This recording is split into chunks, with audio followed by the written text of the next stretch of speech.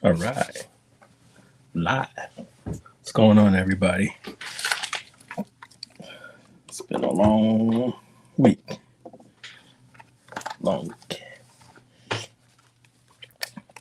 Well, for the 0 people that are here, and for the 30 other lurkers, how you doing? It's a whole stuff off the cuff, and same as usual. You want to roll through? You can roll through, except for the fuck boys who can't. You know who you are. Don't even bother. But yeah, y'all seen the title. Shit's gonna be about social media, all that good stuff. What's going on, Gallica guy? Good afternoon. How you been? Good seeing you. Thank you for coming through. And had a good debate about what's happening right now in social media. And as we know, times have changed. I know when social media started off for me, it was nothing but, I mean, it was the classic internet, right? So we're talking in the 80s and shit. So we're talking like news forums, the bulletin boards, Prodigy, CompuServe, all that good stuff. And the biggest social media outlet there was American Online. And God, if the parents only knew about American Online, right? Um, then we merged into um, shit like Prodigy, um, Earthlink, and these other social media sites. And before I continue, let me add to the stage. See if he can do it. It's supposed to be on, Prince. I don't know, man. Something's wrong on your end. Maybe reset, restart. You're a white screen. I don't know what's going on. Try again if you could, and if you're on the app or anything like that, make sure you update it. Message this guy. Make sure you update app and restart. You white screen. So I'm gonna kick you off so you can come back. Remove from the stage. See if you can come back. Anyways,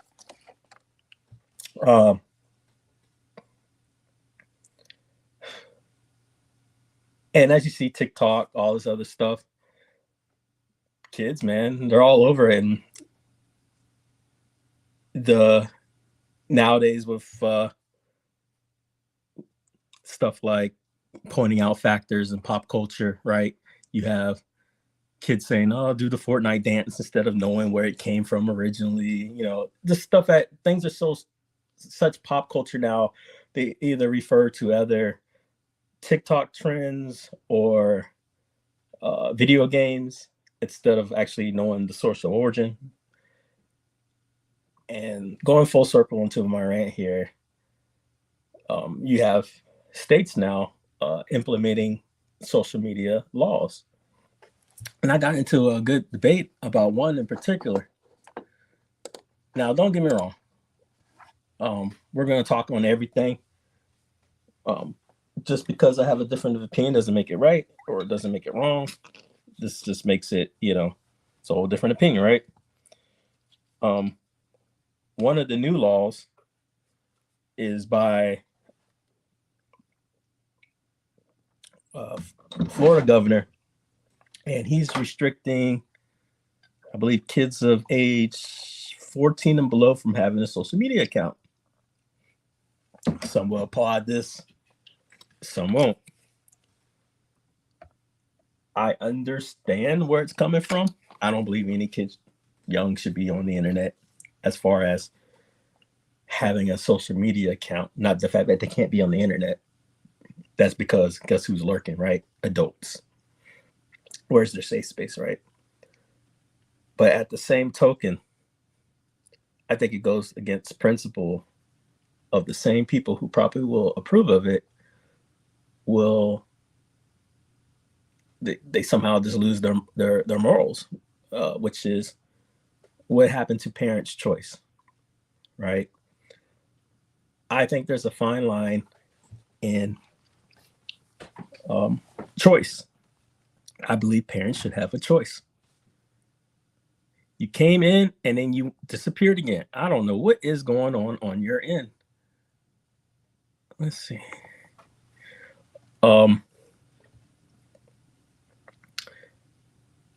My viewpoint is more of a libertarian viewpoint, which is government should not be poking their hands into whether or not, as a parent, I decide or not if my kid can have an account.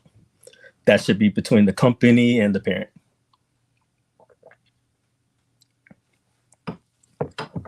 Example, freedom of speech, right?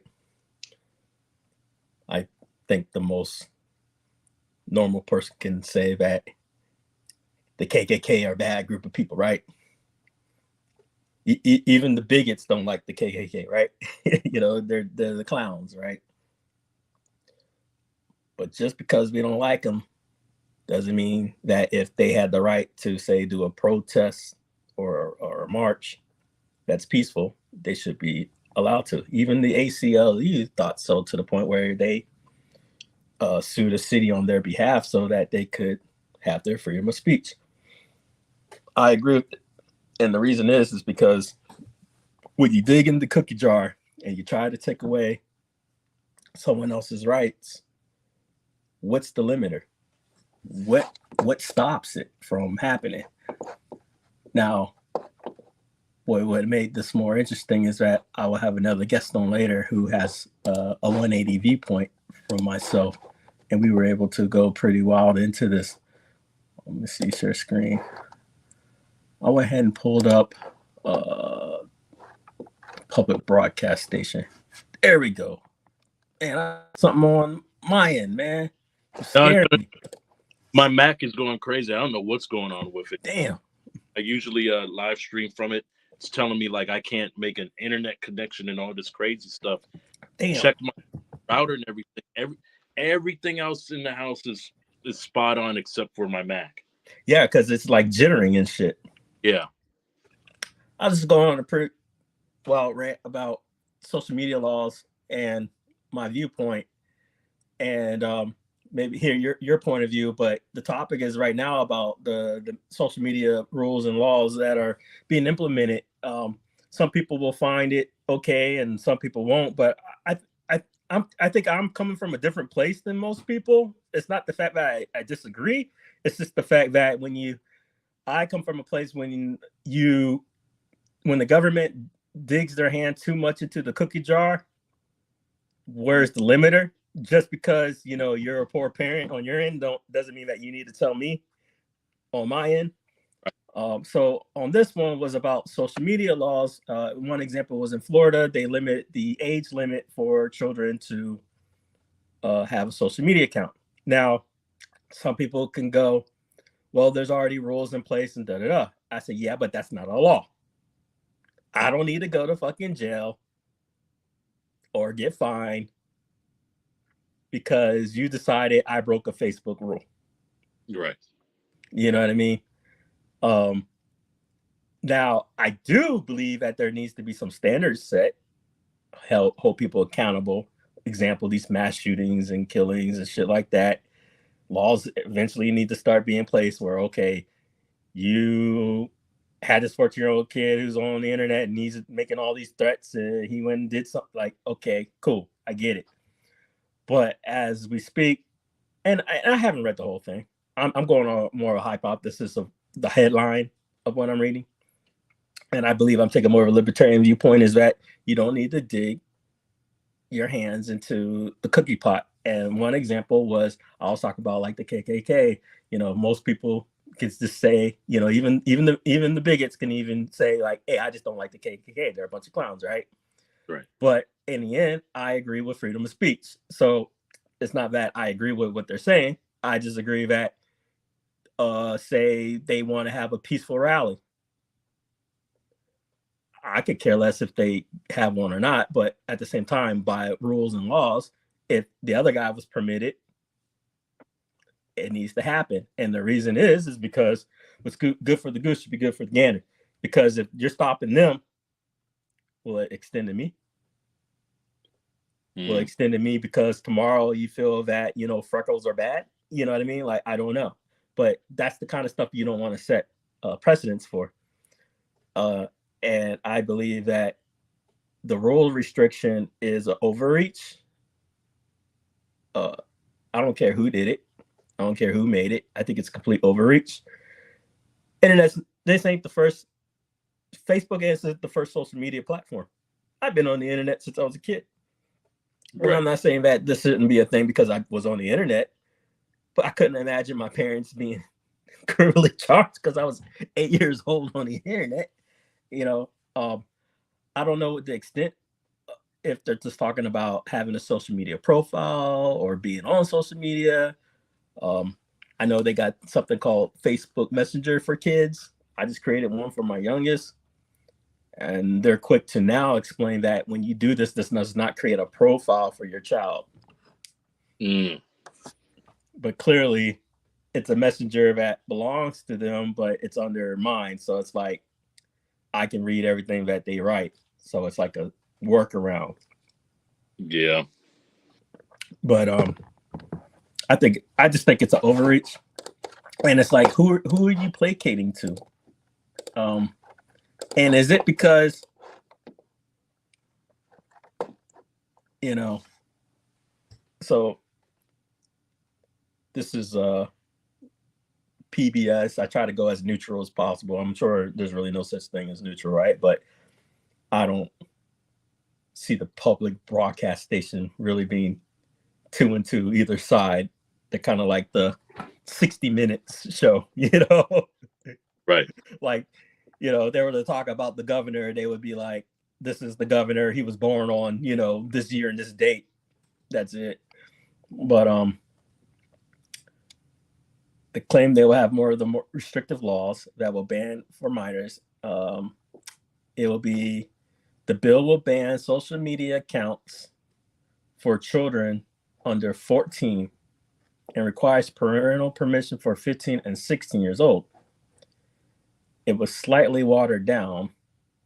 I can only imagine what it was watered down from. And then this guy writes, a child in their brain development doesn't have the ability to know what they're being sucked into these addictive technologies and to see the harm and step away from it. And because of that, we have to step in for them. This guy, Renner, said at the bill signing ceremony at Jacksonville School.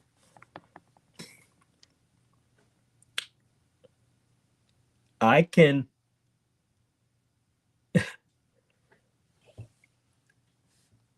okay, if that's the case, then why can't it be social media accounts need to ensure that any kid that does sign on has parental permission? You're not my fucking child's parent, you know? Right. Like, what the fuck? Yeah. Like, say you're what's the rule right now? 14. So say you're 13-year-old, actually, because I think Facebook is 13 and under, and there's this 14. So say you follow Facebook's rule and you have a 13-year-old child, and you're being responsible, and it's only your family and closest circle, and you monitor your child's account. I don't see the harm. I mean, maybe you have a different opinion. No, I agree. I totally agree with you. I wish I had my other guests. They weren't necessarily disagreement, but they had great devil advocate point of views. Maybe somebody else that's watching has a good devil advocate point of view. Says the bill DeSantis vetoed would have banned minors under 16 from the popular social media platform. So it looks like he was being less conservative, or excuse me, that's the wrong verbiage. He was being less restrictive because he vetoed it. But these cats wanted to pass a bill for 16.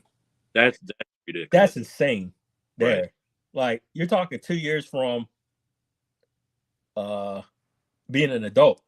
Yeah. And it makes me wonder, one of the biggest threats to political groups is the fact that we could talk about all this other hoo-ha all day, but one of the biggest threats to the political groups is that their opinions are being swayed through popular social media accounts like TikTok and stuff like that. So then say 2 years from now, they've been watching, popular movements, either if you like them or you don't, from Me Too or whatever, and then they're swayed by that. Guess what voting block they're probably going to follow into by time they're 18, right? So it's like, is this more of a move to swindle the psyche, or is this supposed to be a legislation truly designed to help my kids? I doubt it's. I don't see this helping in any way at all. It would a long time ago when all of these kids were writing manifestos, and supposedly these entities that we use are supposed to be double checking and researching and saving stuff that seem to be like threats to the public and society. Right. Man says the problem is that this new gen are mentally behind our times. Even cigarettes are 21 and up. So 21 is the new 18. Yeah. Wow. And that's what's wild.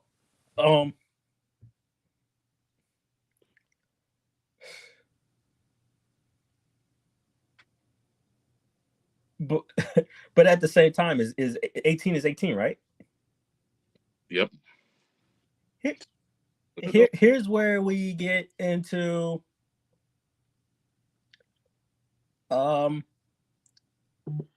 let's go the true conservative route on this. I'm gonna make a conservative argument, right? I'm 16. You're saying I'm too stupid to be on the internet. But yet 12 months or less, I am going to be in the legal standard to serve my country and die for my country. Damn. Yep. Wow. And I swear I've seen arguments made for those that if you serve, you should be able to drink and smoke, or if you given more privileges to those that serve as if it's a breakthrough or something, right? So that's an argument there for me. And then so now, how imagine him doing 16. I couldn't imagine just one more age. I mean, this is a hypothetical because it didn't happen. Clearly, he vetoed it. But you're telling me in 12 to 13 months, I wasn't allowed to have social media. Now, 12 to 13 months, I just turned less stupid. And I'm being sent to Iraq or Ukraine or something. Yeah.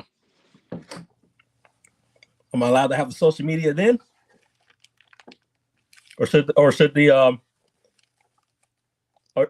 should I get UCMJ because I didn't follow y'all's rules and had a social media account while I was serving in the military? It's weird. It just seems like it just doesn't make sense to me. I'm going to have to read into this bill. Maybe there's more to it that they're just not covering, or I haven't read yet. Several states have considered similar legislation, and we know how it goes. All it takes is one state to set a legal precedent. Because if they're suing, say somebody's, I see a lot of legal challenges to this bill. But soon as somebody gives it on the federal side, it's okay. A lot of these people are going to follow suit. And they're not going to necessarily follow suit because they support. They're just going to follow suit to copycat. Supporters in the Florida hope the bill will stand legal challenges because it would ban social media formats based on addictive features, such as notification alerts and autoplay videos rather than on their content.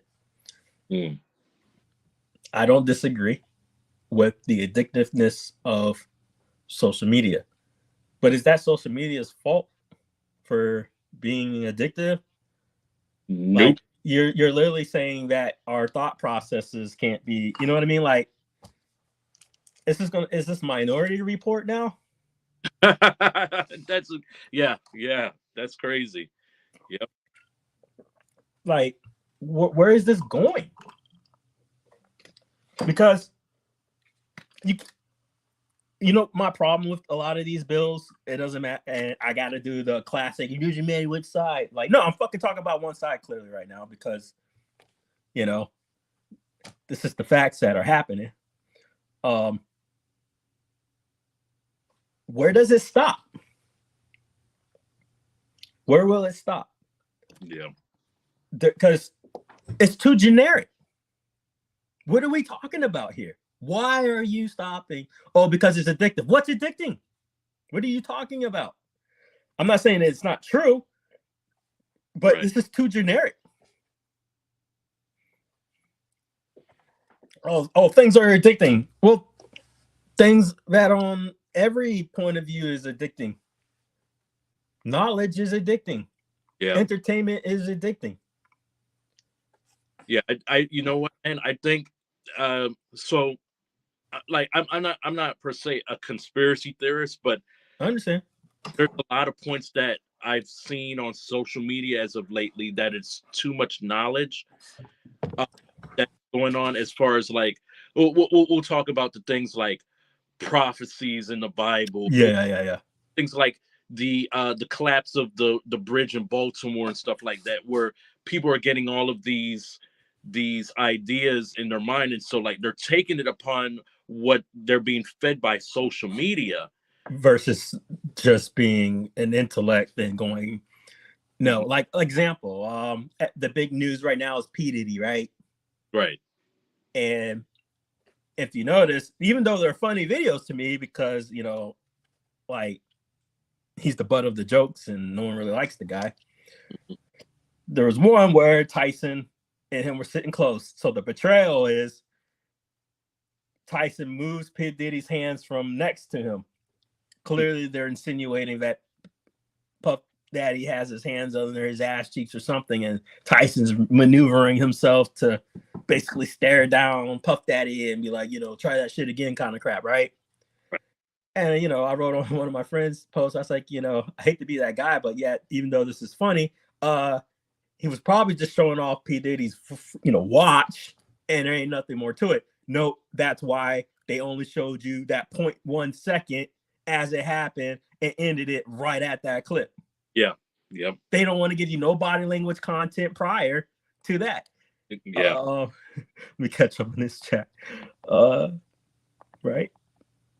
Thanos says 18 is barely legal now. It's literally less than legal, right? The military minimum is the minimum age that you can handle a weapon. But remember, at that point, you are considered government property. Brainwashing kids online isn't working anymore since Gaza, so they want to take social media away. I agree wholeheartedly with your statement, Toxin. Wholeheartedly. Hey Daniel, what's up? You could see in this video his hand wasn't even near his ass. Bam! Like, come on, guys. Thank you. I didn't want to call other people like, come on. Like, they're just going with the psyops of it. Yeah. That's it. And it's like, right, he was just showing off the watch. Don't get me wrong, like I said, it's funny as fuck, but it's like, but this is what people are going to go around believing. And it was just like when Bill was online talking to his friends, talking about Cat Williams. I said a statement, you know, Cat Williams is so funny, he's right when he's wrong.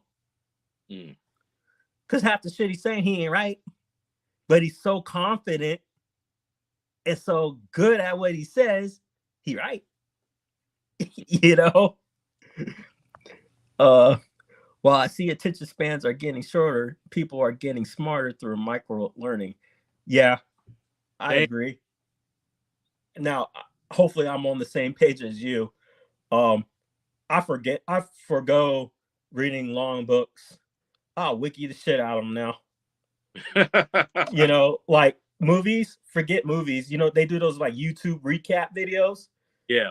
You know, like guy was walking down the street, you know, on a bench and da-da-da. It may be a whole Forrest Gump synopsis, you know, but I skip half those horror movies and half that crap, and I'll just synopsis the whole damn thing. I'm like, I got the movie. Yeah. Thanks to the recap. Hopefully the recap was honest, because now that's the movie in my head. I don't got time for all that shit.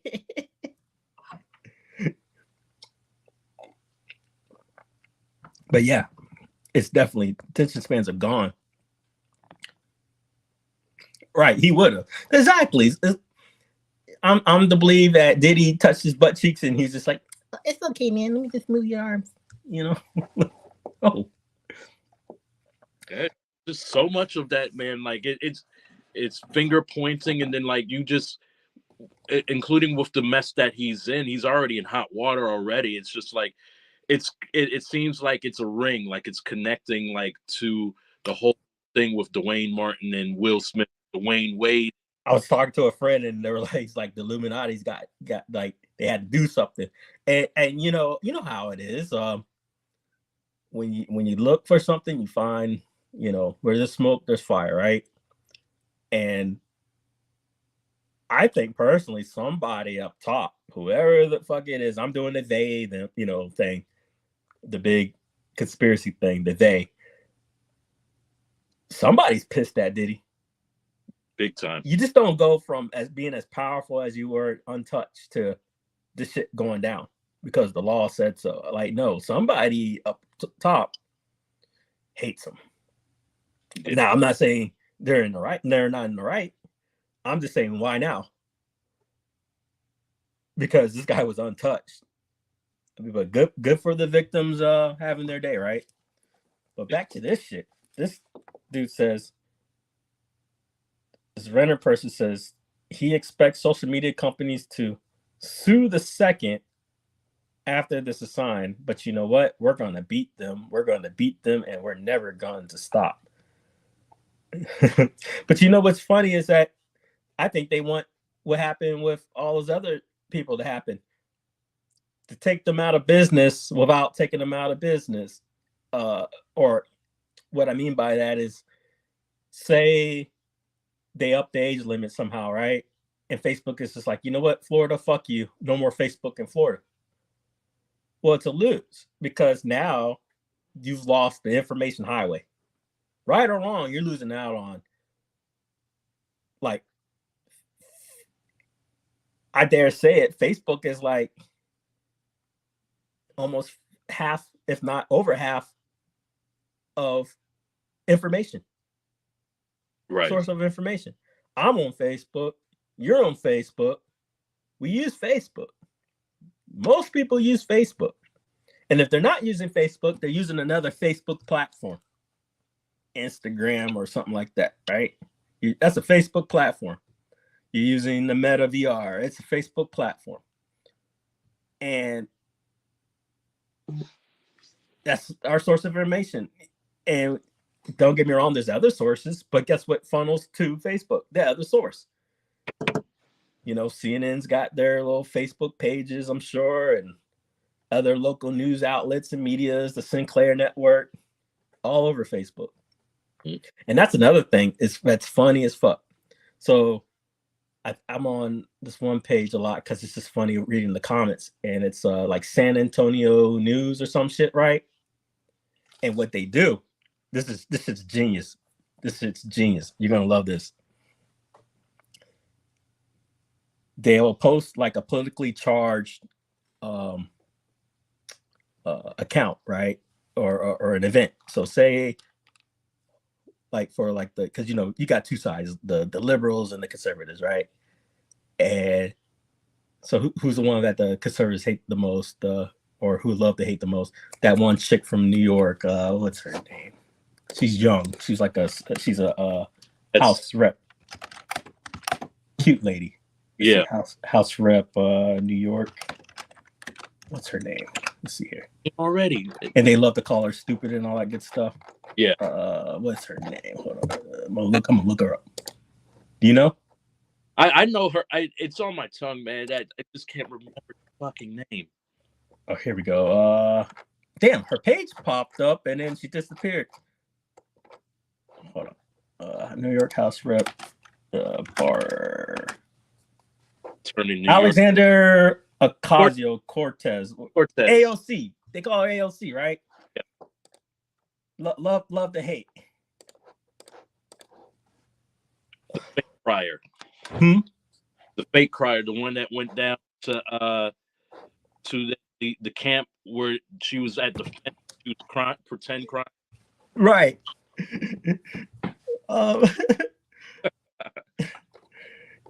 Yeah, I was going somewhere with this, but I move on since I went fucking. I got on. I try to remember what I was gonna say, but it'll come back. But yeah, let me see here. I'm gonna push it for they so DeSantis also acknowledged that the law will be challenged on the First Amendment issues and bemoaned the fact that Stop Woke Act he signed into law 2 years ago was recently struck down by an appeals court with a majority of Republican appointed judges. They ruled it violated free speech rights by banning private businesses from including discussions about racial inequality in employee training. Yes. Nice. Got to mute one side. I'm gonna add you. Okay, add the stage. Boom. Oh man. Back. All right. Sounding great. That was another thing. He said, this is what kills me a lot of people, right? Mm-hmm. They take these words that are correct and verbiages and definitions, and then they like to attack it. So then, they keep making fun of it to the point where they make the word taboo. So example, woke, right? It's supposed to be this big negative thing. So DeSantis gets sued, right? Now he's got lawyers, right? Mm-hmm. So the lawyers that are suing him up, they make DeSantis, or the judge officially makes this DeSantis state his factual opinion on the definition of the word woke. What is it? And you know what they cite? What's that? These motherfuckers had the audacity to actually cite the actual definition of woke. Man. Let's Google it. and this is what he's fighting against.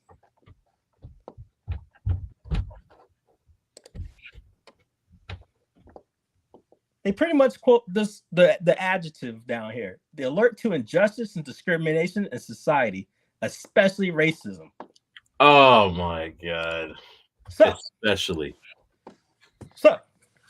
he's literally saying, I'm a racist. Because he's fighting against racism, being acknowledging that racism exists in this world, or however the fuck, which way you want to see it, it exists. Yeah. But fuck that. We don't need that. And then that's why I think every fucking other person around sounds stupid when they misuse these terminologies and these words. Because what? Because the other guy said so? You get the definition changing? Because the other guy said so? This plays into my whole point of not fucking thinking for yourself. Yeah. Like, I mean, and look, it was struck down by a majority Republican appointees. Yeah.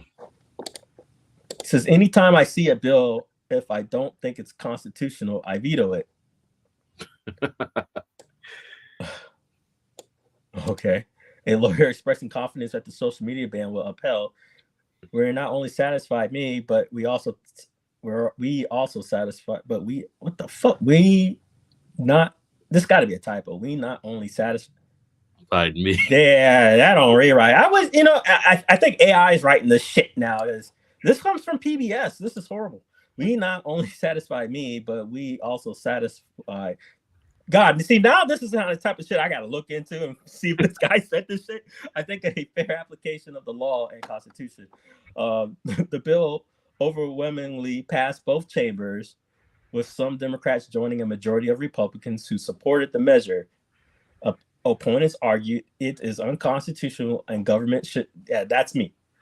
So this is where I'm against liberals and conservatives alike. That I think people, because you got your far extremes on both ends, right? And this is where the libertarian centralism comes out of me and goes, no, you're just fucking wrong. Yeah. I don't think you should be meddling because you suck as a parent. Like, bravo. I don't need you.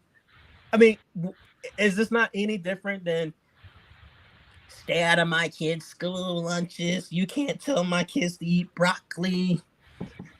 Even though she was just trying to actually give your kid the opportunity to have fucking broccoli in their school lunches, since a lot of inner city kids don't get that chance to actually have proteins and anything beyond fast food. Like that shit matters. Right. Your kid don't eat in the morning, they're gonna probably not do so hard on that test when they're starving. But anyways, this bill goes too far in taking away parents' rights. Democratic Anna Eskamani said, instead of banning social media access, it would be better to ensure improve. Damn, like that's just where I'm at. It would be better to ensure improved parental oversight tools, improved access to data to stop bad actors, alongside major investments in Florida's mental health systems and programs. I agree. I mean, because I think my fear is what's the consequences? Right. So I have my child's incorrigible and he signs up, or are you gonna like charge me with truancy? What's the deal? Like, people go to jail for this type of shit, and is he seeking to jail people who? Like, I wonder what's the consequences of not following this law. Right, but the consequences shouldn't be against us, the parents. It should be the social media entities should be liable. Like, the government can enact anything to tell. They say, "Hey, look, double verify that I'm an adult," like they do on those porn sites. Pornhub gone everywhere. Yeah, get that my Pornhub. Like, what's the deal? Like, just all they have to do is enforce, hey, look, you guys got to use your money, or find a way, like make it a way where parents got to pay a certain fee for this child at this age to pay and use it, instead of hindering them to make the parents. I mean, that could be a thing, but there's a verification processes. Yeah, there's verification processes, and the verification process is having an adult vouch on behalf of the child. That's right. That's all they need. I'm a real person. Give me a thumbs up, or show me your government ID, or like, okay, whatever. It's because there's they can work with ID Me or whatever, right? All these other sites use to verify government accounts. Prove you're not a bot. Right. Just prove you're not a bot. It's like they're scared to have people verify who they are, so they can't go running amok and say some racial shit, and then they get reported, and then the cops come for their asses. They're not worried about that,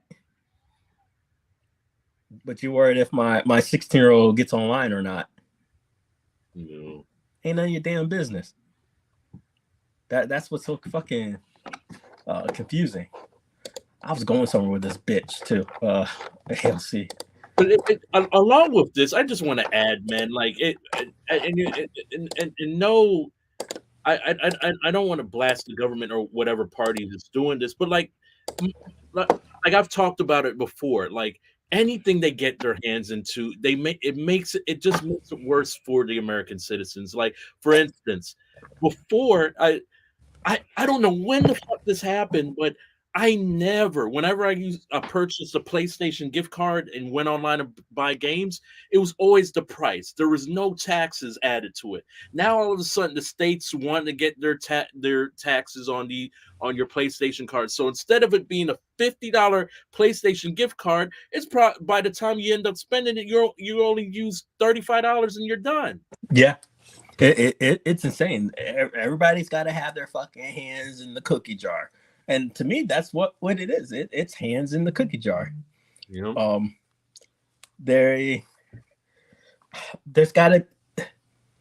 there's always an end game. Yeah, and I feel the end game isn't about people wanting to save my children from themselves. I think it has everything to do with elections. Yeah. Because let's see, I'm just gonna Google. Let's see, how much influence did social media have on presidential elections? Let's type that in. Oh wow. Princeton University, but let me guess, not good enough, right? But anyways, Princeton. Let's use Princeton. This is a .edu PDF. Let's see what they got to say. So a guy named Thomas Fujiwara, Karsten Mueller. He got the double shit over. I guess it's Mueller and Carlos Schwartz. So they say, we study how social media affects elections outcomes in the United States. We use variations of the numbers of Twitter users and early adopters in 2000. Damn, they went deep. Our results indicate that Twitter lowered the Republican vote in the 2016 and the 2020 presidential elections. Just going off of that, this is a college abstract at a college level of Princeton. I don't know about you, but Princeton's one of the more popular, at least in my head, prestige colleges probably in the world. Am I wrong? And they're citing that Twitter alone lowered the Republican vote in 2016 to 2020. Now, mind you, even today, even with Elon Musk, would you say the Republicans are pro-Twitter or anti-Twitter? Very well now with opinion. control, pretty much more pro Twitter because of Elon Musk. Yes. Oh yes. Right. But prior to that, what would you have said? Oh, definitely not. How Twitter was. It was like the Wild Wild West. It was more more liberal. So right on the Democratic side. Right. So, but these are private companies, am I wrong? Right. Or are they public shares? I don't know.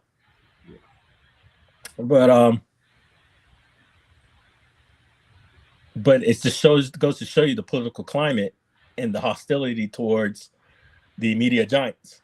Yeah, that's true.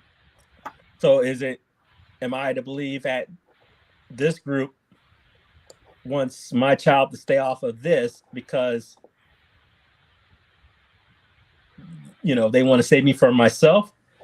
Or am I more inclined to believe that they want my child to stay off of social media because this is the fact of what occurred the last two elections? Exactly. Yes. Yep. Oh, wow. Yep.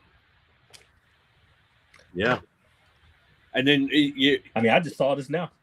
And then it makes perfect sense because a lot of people, man, I based upon what we're talking about now, this seems like it's digging more into pushing for. I don't know the statistics, but when it comes to us African Americans, or whatever, using social media platforms, already a lot of people of our color already turned off from the democratic ideals and stuff, especially in Biden's position now that he's in the White House. They're kind of going the other way. So now this is more of a way to inflate fixing everything towards their position coming in this upcoming election. Correct. I agree 100% because, as I said before, I don't think you'll find any more of a conservative voting bloc in the United States other than the Black community. Period. The end. It's just obviously most Blacks tend to not align themselves with overt bigotry. If is it the fact that Trump's policies were bad, or maybe the fact that Trump has a guy next to him calling Black people the N-word? Obviously I'm gonna look at the other guy and go, you're not gonna do nothing about him? All right, I'm gonna go this way, right? And we all know this case because of the Southern strategy. You can look at all the electoral votes, red on top, blue on the bottom, and then from the 60s to the 80s, bloop. I mean, it's common sense, right? But they said this had limited effect on congressional elections and previous presidential elections. Evidence from survey data, primary elections, and text analysis of millions of tweets suggests that Twitter, relatively liberal content, may have persuaded voters with moderate views to vote against Donald Trump. And then they go into all the factoids. I mean, we pretty much read the abstract of the end result here. And then we get into all the facts of how they came with their numbers. And I mean, we've been through this song and dance, so I don't think there's really any need to go through it too much. But I find this very interesting.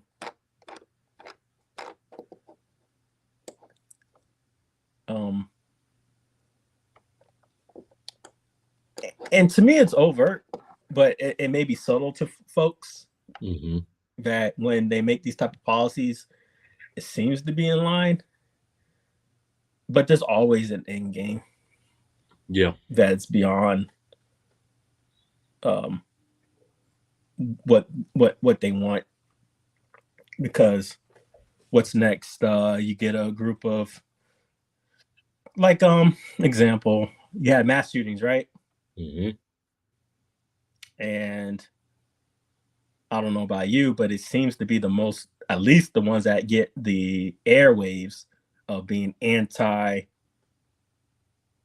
speaking out against mass shootings the most, end up being more of the liberal mindset, because the other vote would be obviously, hey, don't touch my guns, right? Yeah, exactly. Yep.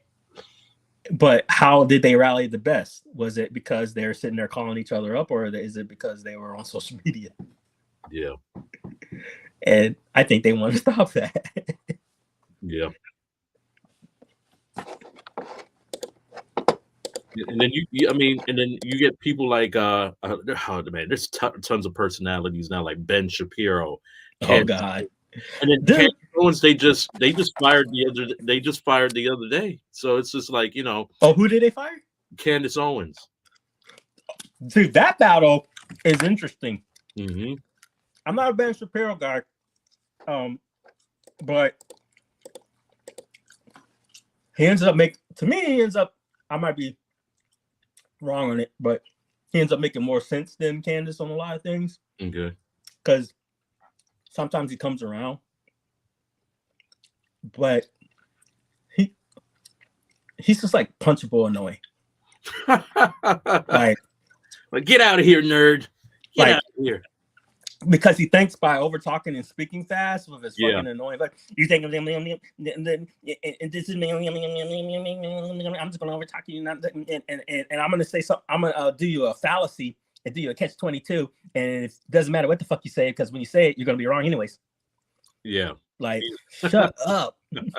Like, oh, bro, I got something to pull up for you. Even he had to own this one. He looked like a moron. He went on the UK show trying that American politics shit. Oh boy. He got fucking wrecked to the point he had to come on Twitter and say and pull like the WWE guy, Truth. You're like, sorry guys, this one's on me. I look stupid. Let's see, Shapiro. Ben Shapiro was talking to who was it? What's his name, man? Because he got fired a while ago too. The guy, I guess he was debating or talking with. Was it Pierce Morgan he was talking to? Yeah. Yeah. It was him. Here, check this shit out. This guy's straight reporter. Okay. Right? Because when you're a reporter, it doesn't matter what viewpoint you have. You're there to ask the hard questions. Right. So say a conservative comes on my show. I'm going to ask them liberal-based questions. But say a liberal comes on my show.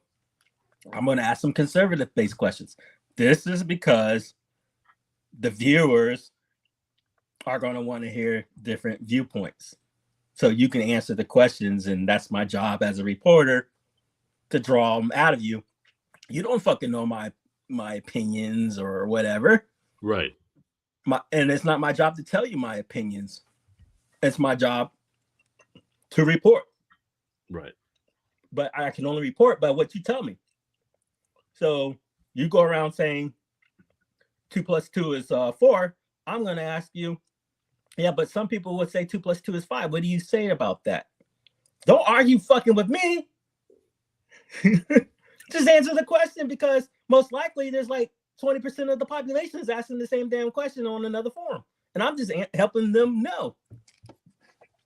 But this is what he pulls. Let's check this shit out. Hopefully I don't get a strike, but we'll see. After a woman has been pregnant for 6 weeks is not a return to the Dark Ages.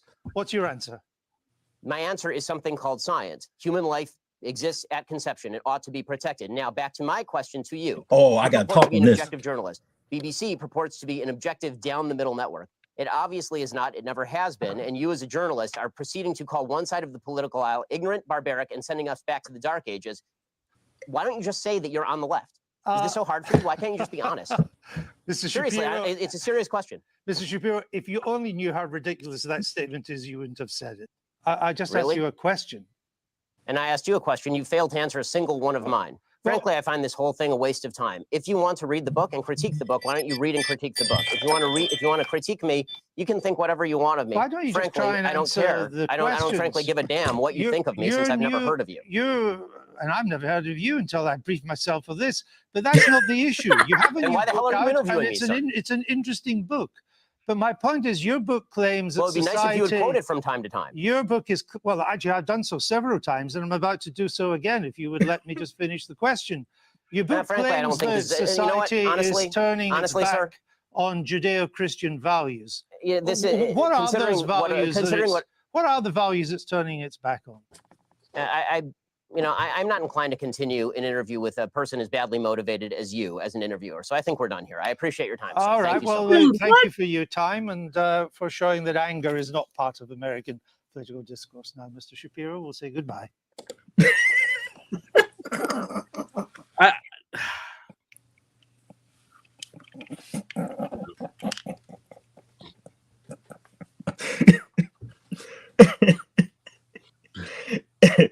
The whole context of the interview is even better. Like, oh my God, it was a lot more drawn out. Oh man, but it was a one-sided wreck because they skipped the part where he got laid into. Hopefully I could find it.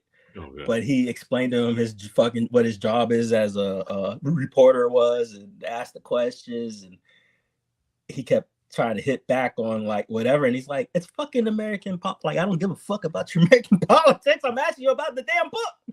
Right. I'm from the fucking UK. He looks stupid. Right. Because it's like the guy he wasn't flared into American politics. Right. He's like, you wrote a book. I'm asking you about the book. Can I ask you about the book? And he's just going off about stuff, and he's like, I never once bad talked you. What are you talking about? But this is what he does. He's just, and then let me see if I can find it. So it was Andrew Neil. Oh yeah. So then he did a whole apology thing too on it. Let me see.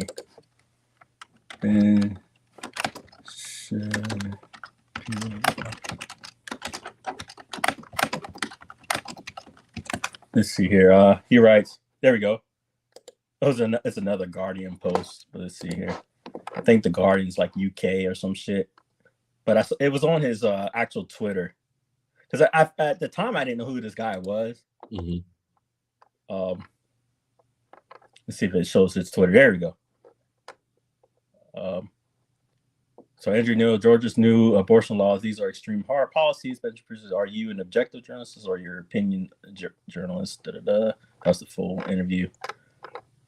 Let's see here. Okay, he tweeted.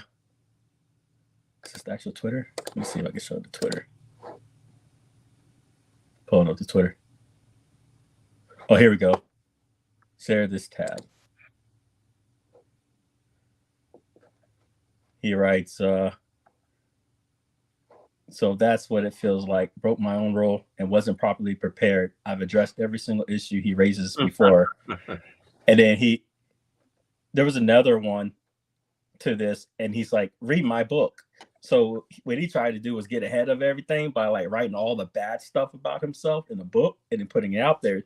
So if you bring up his bad shit, which is actually a smart thing he pulled, he goes, oh, I already wrote a book about it. Yeah. He outed himself. So. Yeah, he outs himself. So then you can't out him. Just like what's B Rabbit did in 8 Mile. So Clarence couldn't get a drop on him. It's what I'm on going off the Broadway, but it's what Alexander Hamilton did. Is in their little Broadway show, but apparently it's all historically correct. Dudes tried to extort him because he was cheating on his wife and this and this and that, and he wrote a whole like dissertation on everything. He ousted himself, and he put it all out there before they could get to him. I was like, damn, good man. Have you ever got a chance to see Alexander Hamilton the Broadway? I've seen only little bits and pieces of it, but not entire. This dude made a whole hip hop album on Alexander motherfucking Hamilton, and let me tell you, that shit goes hard as fuck. And the whole Broadway is a 2-hour soundtrack, and then they even play into the fact that he may be mixed race. Because his mama was a slave down in like the islands and shit. Okay. So they kind of like pulled her like he's half black card or something on that factor. I'm like, okay. But yeah, it's done well enough that Broadway is actually official .gov shit where teachers can teach off of it. So if they want to show it in schools and stuff like that, it's considered acceptable. How's the language? Is it? Because I don't remember. Is it all old English as far as in the Alexander Hamilton, and does it have curse words in it, or is it just it's clean? It's pretty clean for the most part. They don't really. I don't think they really curse too much, if at all. Okay. I don't recall actually. If there was, we're talking like onesies and twosies. Got it. I don't think so. I don't think there's not any. Now I think about it, because children it's safe for children. I know that much. It's safe for children. The content was spicy, but it's real life, so you can't. The only some of it was, of course, liberal takes on, and what I mean, not liberal politics, but liberal and as far as stretching what may or may not have occurred Right. But for the most part, it's all historically accurate. Like, I didn't know this motherfucker had a fucking duel. The fucking vice president got killed because of it. Like, what? Vice president of the United States killed the man? The Secretary of State? I learned that he created the banks. Mm-hmm. The federal banks is not federal. It's just the name. They're private banks, dude. I had no idea. None of this shit. That shit put me on a lot of shit. So fucking powerful that it was basically New York and Virginia fighting for where the capital was going to be. Mm. So when you think about it, there's two capitals. You got DC and you got Wall Street, New York. Mm-hmm. And it's so strong and powerful that near the end of the show, they were talking about how a lot of folks from I forgot their names, but the big cats and the constitutional lawmakers tried to take it down, and it was just so sound the way he had it all written in. Mm-hmm. There's just no dismantling the banks, and that as long as the banks support, if people in America, even if there's a war, just continue to spend and act as if there was no issues, where they're not being stupid, like COVID stupid and hoarding toilet paper and stuff like that, the economy will always flourish. Like, it will never stop. The only reason it stops is because people get scared and stop spending and this and this and that. But if we acted like there was no problems in this world and just kept spending, economy ain't no stopping, because it's unlimited spending power. Yeah. And the world economy is based on the American dollar. And then that's where the conspiracies come through, where the nations that got taken out have always been the ones that proposed they need to stop going off the American economy, which was Iraq, Libya. They wanted to do the whole gold dinar thing, apparently, move away from the American dollar.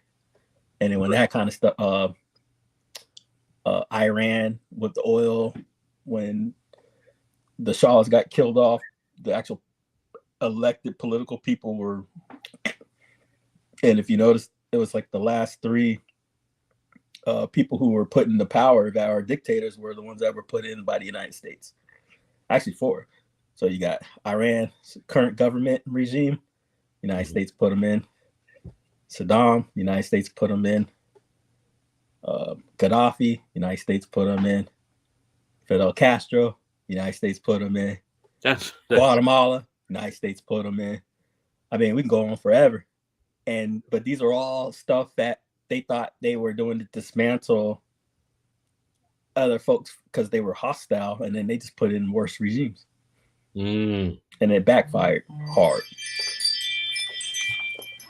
And you know what's crazier is that when you go over there, you're talking to real people, and they know this shit.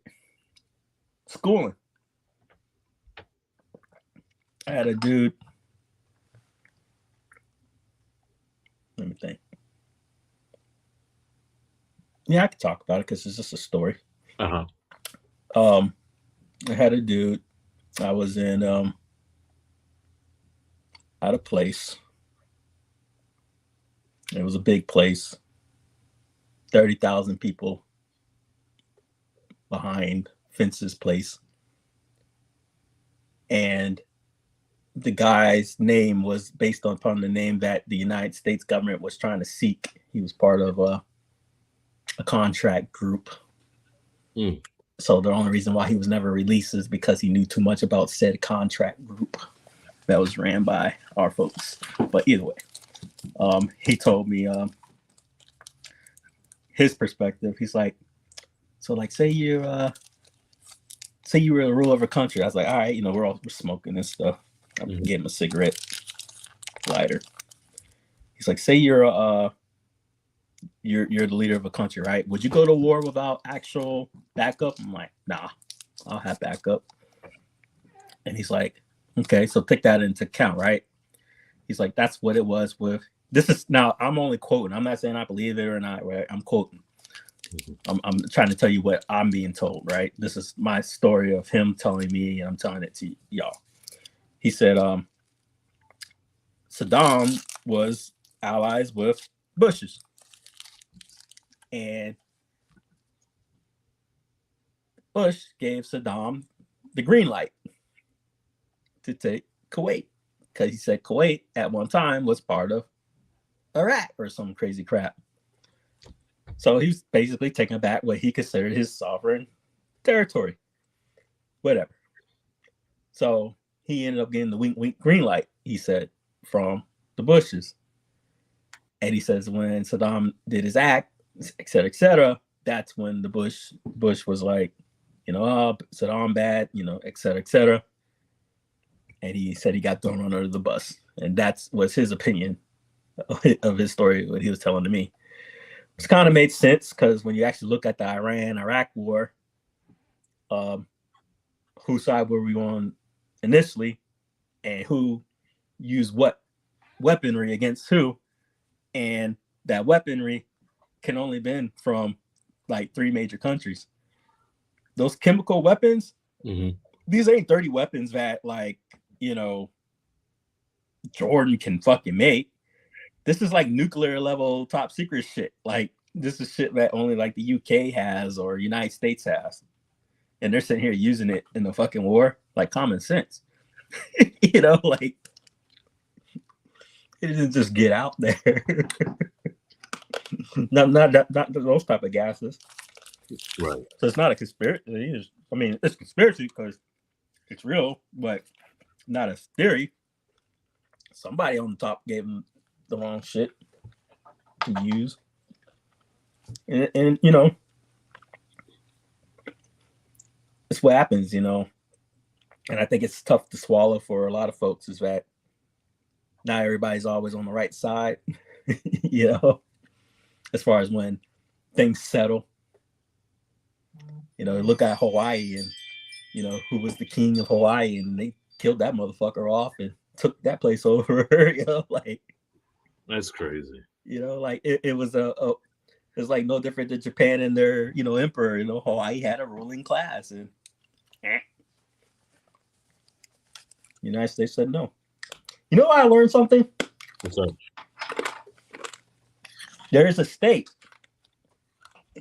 that's part of the United States that's not a part of NATO, and by law, it's not protected by NATO. Which state is that? Is it Alaska? Nope. Because Alaska is part of North America, even though it's not attached to the United States. Right. There's one state that's not attached to the United States. One more. Oh, Hawaii. Bam. Out of all the shit, though, is what caused the war. Or what gave us the excuse to jump into the war, or the last war, right? Hawaii, right? But of all the states that's not protected by the North American Treaty, it's Hawaii. Damn. Yeah, there's no obligation within the treaty for Hawaii to be backed by NATO. Wow. So if there was another Pearl Harbor, the UK could technically sit on their asses and go, well, we're not obligated by treaty at all. Damn. Oh yeah, and then the full circle back to your English shit. There was another little factoid that I learned about Old English. Mm-hmm. You and I are speaking it right now. Right. It's the English you hear now in the UK is new. I've heard that before. Yeah. So it's called Roric or Rhotic speak, and it's where the ruling class, they tried to differentiate themselves from the poor class. Mm-hmm. So that's when they started withholding the R's and all that crap.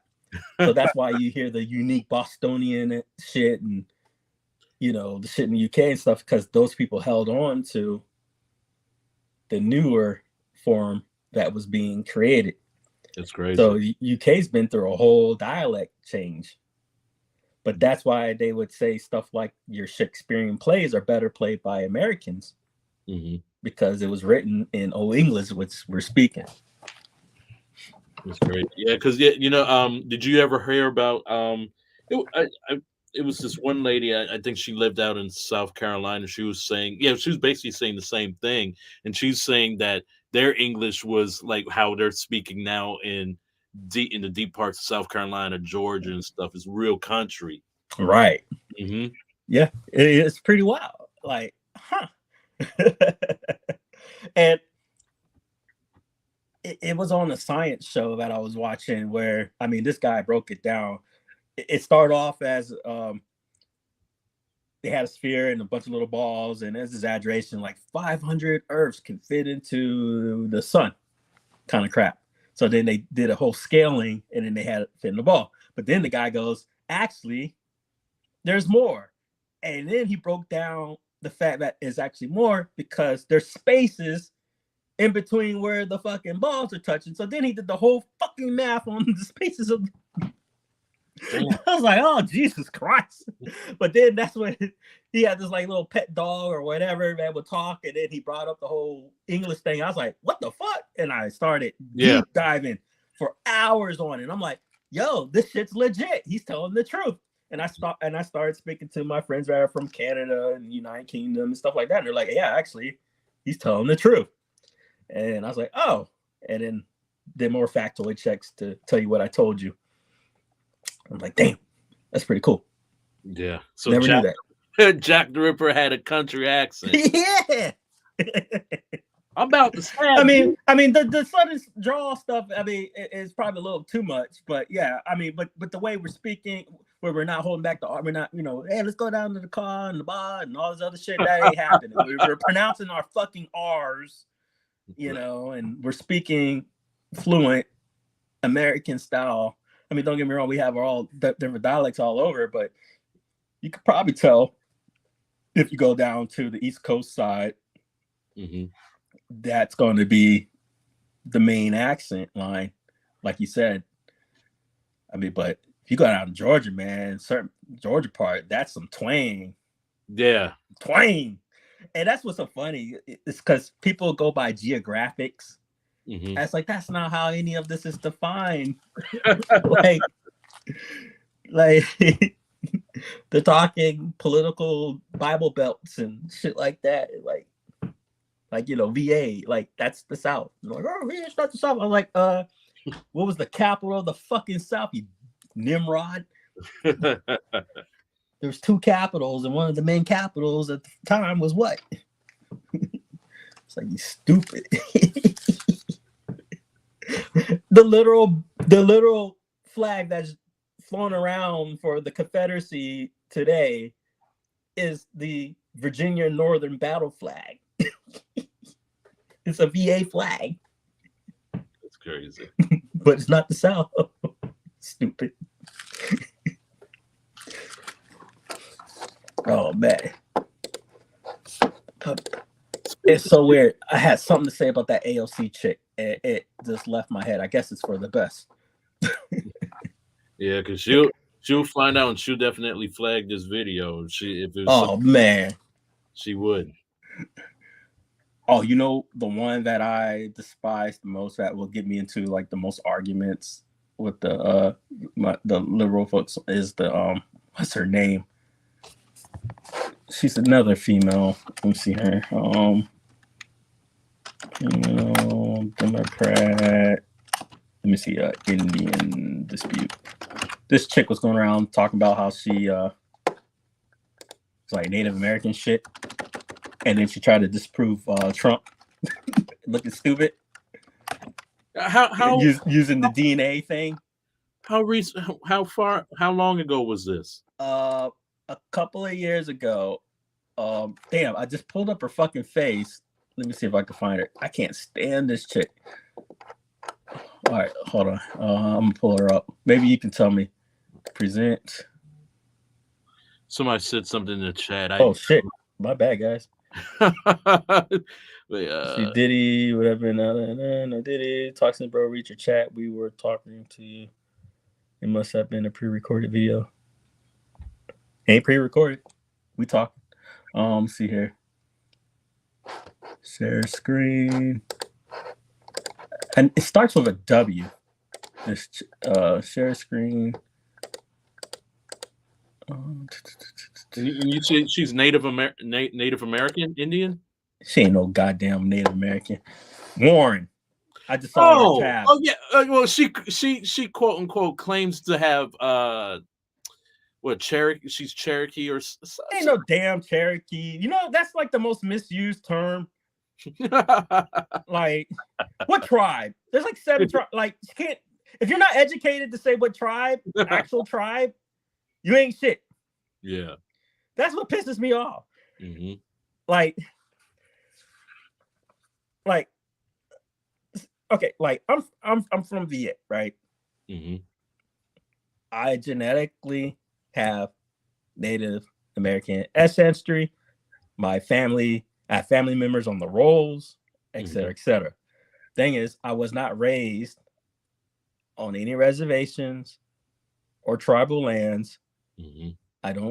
I think it's an injustice to go around going, blah, blah, blah, point, blah, blah, blah. You know, like, I have not seeked to be on the books. None of this shit. Well, Even though we are invited to the powwows, we've been invited to meet up with our distant cousins and oh shit. You know, like, it's a thing. But that's because growing up, Native Americans in VA had less rights to own property than blacks. Yo, that's crazy. I did not know that. Yes.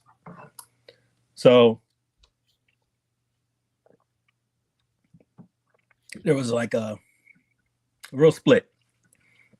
And I think I showed you once one of my cousins in the paper where they highlighted him and Native American and all that good stuff. And they just down the street. But I haven't been as close to them. That was like more my mama's generation and stuff like that. Mm-hmm. So, you know, there's, and it's the same with a lot of the other cousins. I'll tell you. Damn, I can't really say the name. He's a famous actor. But I was talking to a friend about property rights and da-da-da. Long story short, she's a distant relative, you know, everybody related by somehow. And she was talking about how her family sold off their land to like her aunt, and because the aunt's family side passed for white, and then they were pass it back down for better money, but they never did. So they screwed her dad over, who had darker skin. And then the cousin allows her to basically stay in her family inherited home. Mm-hmm. But that cousin is a world famous actor, and he lives like 4 houses down. Oh, shit. You've seen him in a lot of movies. Got it. But my point is that this is what happens. And what she tried to pull was the DNA bit. Yes. And it's like, okay, well, then you're freaking part fucking banana. You know, like, that's not how this works, lady. You know, like, it's an injustice. It's disgusting. To play that shit. I was on Trump's side on this one. It's like, you look stupid, and it's annoying because it's their go-to, and I guarantee you these cats ain't claiming. You know, like, this is not how any of this works. Kevin asked, "Do you own?" You know, I couldn't stand her either. Like, she Kamala. Oh God, dude! When she was on that show, what's the show called? I actually like the show as far as the format's concerned. Breakfast Club. Okay. She started bragging about, like, yeah, you know, my family's, because they asked her if she ever done pot or some shit. Mm-hmm. She's like, yeah, my daddy's Jamaican or some shit like that. You know, we all do pot. I was like, this bitch just stereotyped the Jamaican culture. First off, Jamaicans are famous for being conservative. Yeah. They're like fucking Catholic. And they don't do none of that shit. And all that Bob Marley crap is bullshit because they don't smoke. and shit. You're not fucking rock. You know what I mean? Like they don't do none of that shit. Like they're clean. They're vegans.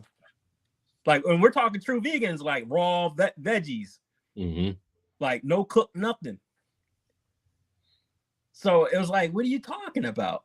And then I remember like, cause I got like real notable family and friends in the community area, like lawyers and masons and, you know, down in Carolina and Georgia and shit, right? And man, I was having mad debate about this chick because she pissed me off. I was like, until she needs to do a fucking apology tour and she needs to explain her fucking actions. And she's sitting here admitting she smoked while she was in practice for her college, which basically ends up being the top cop in the largest state in the country. Yeah. And you're putting this people away while bragging about doing what you're putting people away for. Yeah. You hypocrite. I was dumbfounded. And I'm like, how many people did you put in jail for truancy? You know, these parents and stuff. Like, it just didn't make sense. As a woman of color, playing, you know, hard cop, and then getting on the hip hop radio and trying to be Miss Cool. Fuck out of here. Yeah. That's wild. And then stereotyping your own fucking demographic. Yeah, and then, you know, on top of that too, man, like it's 2024 and she's almost out of office with Biden. Like, I have not heard, like, it's been silence on her camp. Like, I don't even know what she does. But you know, I'm devil's advocate. That's the case for a lot of vice presidents. Because in my opinion, I think vice presidents is more than what the presidency does. I mean, they gotta do a lot, right? Yes. But they're just basically the anti-Trump campaign crew.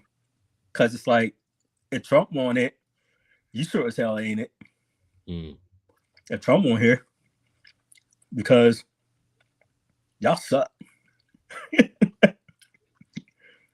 Like, Biden should have just sailed off to the sunset. He was like, you did good as Obama's lackey.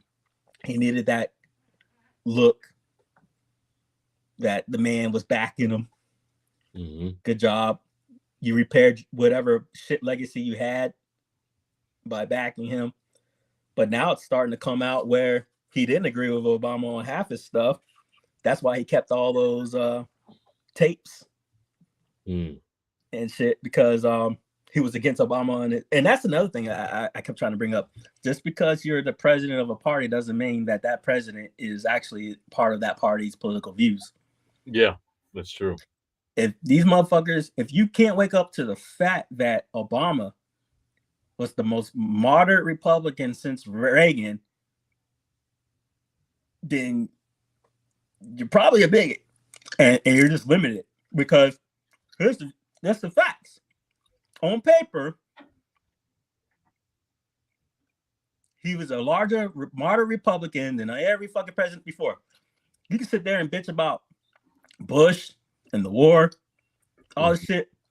You really think that not any of those motherfuckers hold a candle to Obama when it comes to the drone wars, having motherfuckers act, and then they want to have their way, go, oh, Obama don't do nothing for fucking security.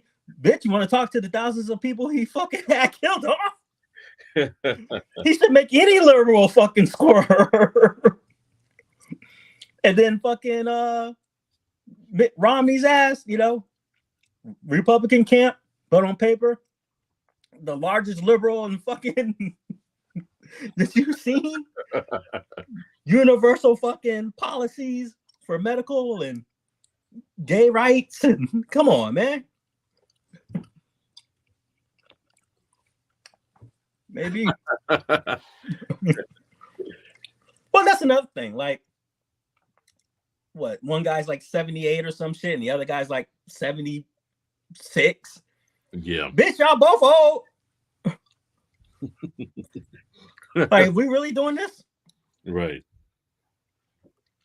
Yeah. By the time the other guy, if the other guy becomes president again, he's gonna be just as old as the other motherfucker you're saying is already old. You're hypocrites. They all need to go. But here's the thing, that nobody, it don't matter what camp you on. I guarantee if you go against me on this, then I think you're truly not about moving forward on shit. Term limits. Uh-huh. Who the fuck can be against term limits? Right. Yeah. Term limits. That's all you need. And it's in game. If you have term limits, then we don't see the same stupid ass faces, and we can move forward. But that's the shit that's been out since like what, the Roman fucking empires and shit. Like that was the whole purpose to term limits. They have new ideas to move further, so you don't have the same. If someone is corrupt, you know, it's term limits. But then the very people who might cry for term limits aren't for term limits. Yeah. You know, like, get the shit passed. Yeah, the money they're receiving is too good. Mm-hmm. The special interest or special interest groups are going in. Hey, man, another 500,000 is coming your way. That lobbying should be highly illegal, but that's all they do. They play the stock. Yeah. And they get that insider trading. And that's all it is. Yeah. And all of them are guilty of it. All of them. I don't know too many that wouldn't be. And yeah. In the chat, Botrix, do we know who that is? Oh yeah, my bad. So I gotta program this shit. So apparently that's an AI bot that I fucking set up, and I have no idea what to do with it. You could code the shit out of it. Apparently, I'm gonna figure it out more. Okay. But it'll like auto mod and stuff like that. It comes in late. I gotta figure out what's up with it. But yeah, he's a mod. Yeah, so he's actually I gotta go on there, and I keep forgetting about him. Okay. Yeah, but he's mine. All right. Speaking of term limits, didn't Putin win his 6th election? I mean, it's not an election, dude. Yeah, we know that's not even happening in an actual election. He's a dictator called the president. It's like these fools who go with political names and think that the political name actually has something to do with actual real political alignment, like social blah blah blah blah. Doesn't mean that you actually are socialism or whatever. Example, the People's Republic of North Korea. You really fucking think they're a republic? Like, no. Come on.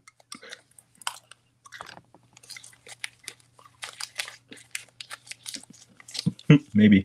Yeah, that dictatorship is crazy, bro. Like, you put your name on the ballot, like, hey, I'm running against you, buddy. And then 2 weeks later, you find pieces of your body all over the place. Right. Hey, shit. Problem with Saddam was, I think it was too little, too late. Yeah. Like the first war took him out. It looked dumb coming in on the second war. What was that about? Yeah. Weapons of mass destruction, you mean the ones that we all destroyed? World's greatest intel? You know damn well their own shit. Yeah. Oh yeah, because here, let me play you something that here's a gaslight for you. See, on YouTube. Bush. Ready for this? Yeah. Now tell me what this man says. I remember this live. Suiciders to kill innocent life, who had relations with Zarqawi. Imagine what the world would be like with him in power. The idea is to try to help change the Middle East. Now, look, part of the reason we went into Iraq was the main reason we went into Iraq at the time was we thought he had weapons of mass capacity to make weapons of mass. We also talked about the human suffering in Iraq. And I also talked the need to advance a freedom agenda. And so my answer to your question is that imagine a world in which Saddam Hussein was there, stirring up even more trouble in a part of the world that had so much resentment and so much hatred that people came and killed 3,000 of our citizens.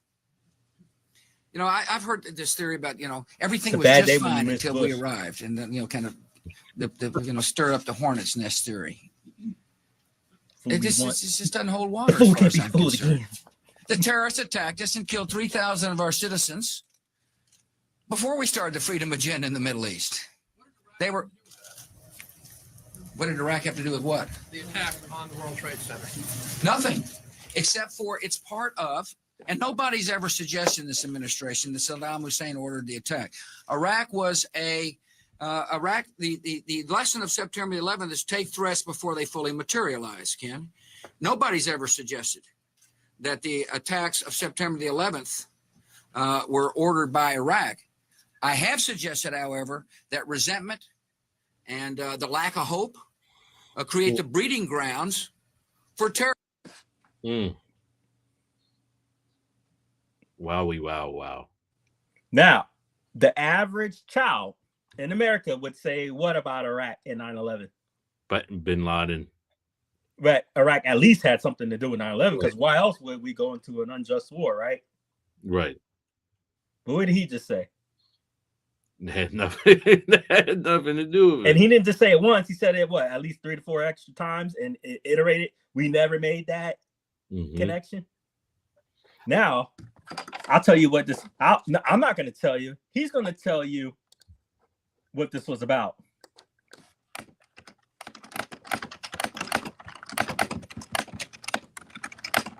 Let me see if it comes up with the quote. Oh, here we go. I got it. Now, when this was said, my stomach sat because I was in the military at the time. And I was just like, oh, God, here we go. So here we go. He's the most decisive person I ever met in my life. Huh? Weed has known George W. Bush for 20 years, since he worked in the White House when Bush's father was vice president. Can you hear it? An informal advisor to the son. He absolutely has doubts. Yeah. Oh, sure. But compared to most people I've met, he has fewer given this. Yeah, I'm sorry, it's low. Let's turn it up on your end. Son and grandson and great-grandson of highly successful men, George W. Bush spent years, it seems, struggling to come to grips with that legacy. Doug Weed recalls a conversation with the president's younger brother, Marvin. After the election in 1988, when his father was elected president, I went out to dinner with Marvin. And I said, Marvin, how about you guys? You have any interest in politics, your generation? He said, yeah, we think Jeb's going to do something. I said, well, what about George? He was my boss, and he was the oldest. I said, what about George? He said, George, he's the family clown. He's not going to do anything. So this was the perception in 1988. Long shadow of the first Iraq war, his father's war, when Saddam Hussein was left in power. I heard him when he said this live. Personalized the global showdown with Saddam in 2002. There's no doubt his hatred is mainly directed at us. There's no doubt he can't stand us. After all, this is the guy that tried to kill my dad at one time. Now, I know this context because they were whatever, but when he was on there, this was during that same time when he was talking about that last video. So then he's like, I heard some, because human memory. I heard it, him saying something like, this is the man who tried to kill my dad after all, or something to that effect. And clearly he heard something similar. I was just like, well, we're going to war. Yeah. And he said this before he initiated the war. That's great. And he's like, this is the guy who tried to kill my father after all. This was a revenge war. That's all this was. Because Saddam tried to have Bush Sr. assassinated. Because, Bush Sr. was the head of the CIA. Then he became vice president. Then he became president. Right. So when you think about it, he's had his hand in foreign affairs for like at least almost 2 to 3 decades. And then, with the contract groups, and then he had another son running the country for what, like, because he won. Didn't he win president like back to back? He won 2 presidencies. Yeah, because he beat out Dan Quayle, and then he beat, was it Kerr or Kerry? Mm-hmm. Yeah. Yeah, it was during one of his visits, I believe. Yeah, or somewhere in that area. That's actually a fact, apparently. No different than when Bush Jr. went to Iraq and he got his sandals thrown at him. He dodged it. Remember that? Yeah, shit? yeah. He was like, yeah. He was good too. He's like, Man, he chucked the shit out of those. I mean, it was a good throw, but he was like, Matrix. Can't get me. Right. But yeah, man, it kills me because these cats, man, like I said, from all the groups, you never hear, like, where's the original thought process from these cats? Like, you don't hear, and I'll talk about, I'm going to do the whole everybody shit. It's always the same recycled shit. Some fool said one thing, I can't think, so I'm going to recycle it. And I can, when I ever do a debate on these fucking fuckers back in the day, I could write out all my responses like the next 30 minutes because I already know what's going to be said. Like type. Wait for him to respond. Enter. Type. Wait for him to respond. Enter. I already have my responses there before they even write because it's the same cycle. Garbage. And it's like you read them like a book and it's never nothing new. It's never nothing that can counter your own thoughts or your own opinions because it's never nothing educated and sound. And it's not because we disagree. It's just because you're just repeating the same shit. Like throw some actual truth into what's said and have some morality when you fucking say it. Right. And it's not about, like I said, one group versus the other. It's like you're hard pressed to find folks that just use their own head. True. And that's what's so funny is because it's like you'll have like a liberal go, oh, you're this and this and this and that. And it's like, I'm not fucking a Republican, you dipshit. And then the Democrats will go, or the Republicans will go, oh, you're a liberal. It's like, fuck Bush and Clinton, you piece of shit. like, what are you talking about? How about you're just a fucking sheep? Right. Like, you think I give a fuck about super predator Clinton? No. Think I give a fuck about Biden's old fucking ass? No.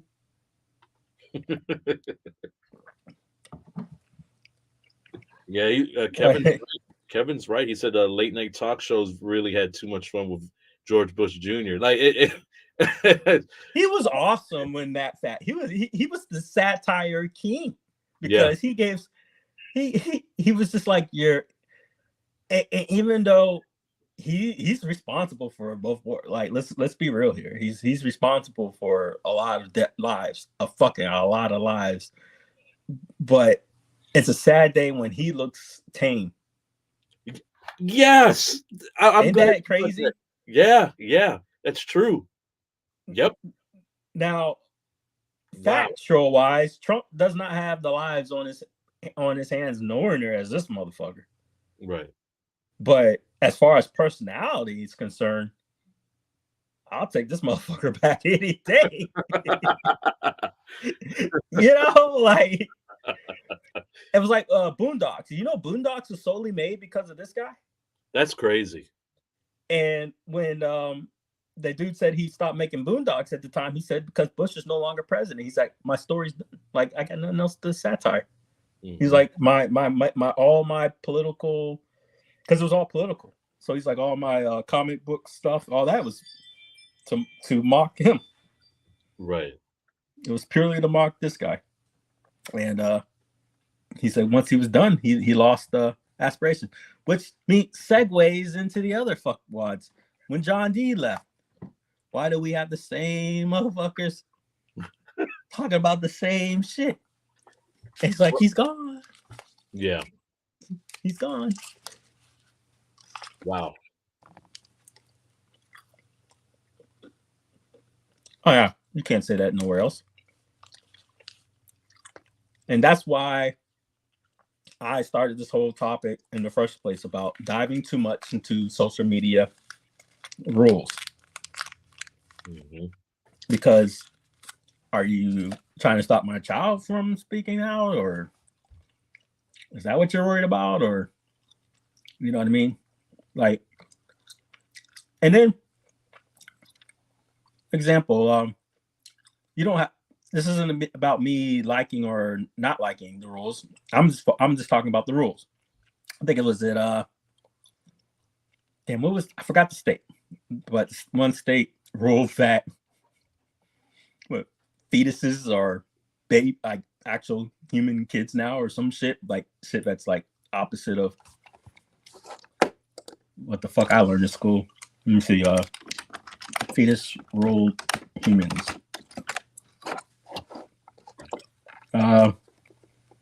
Alabama, of course, right? Alabama has ruled that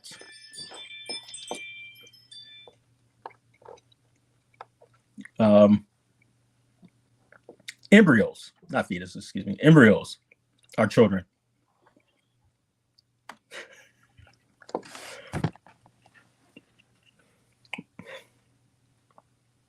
I mean, we're talking like,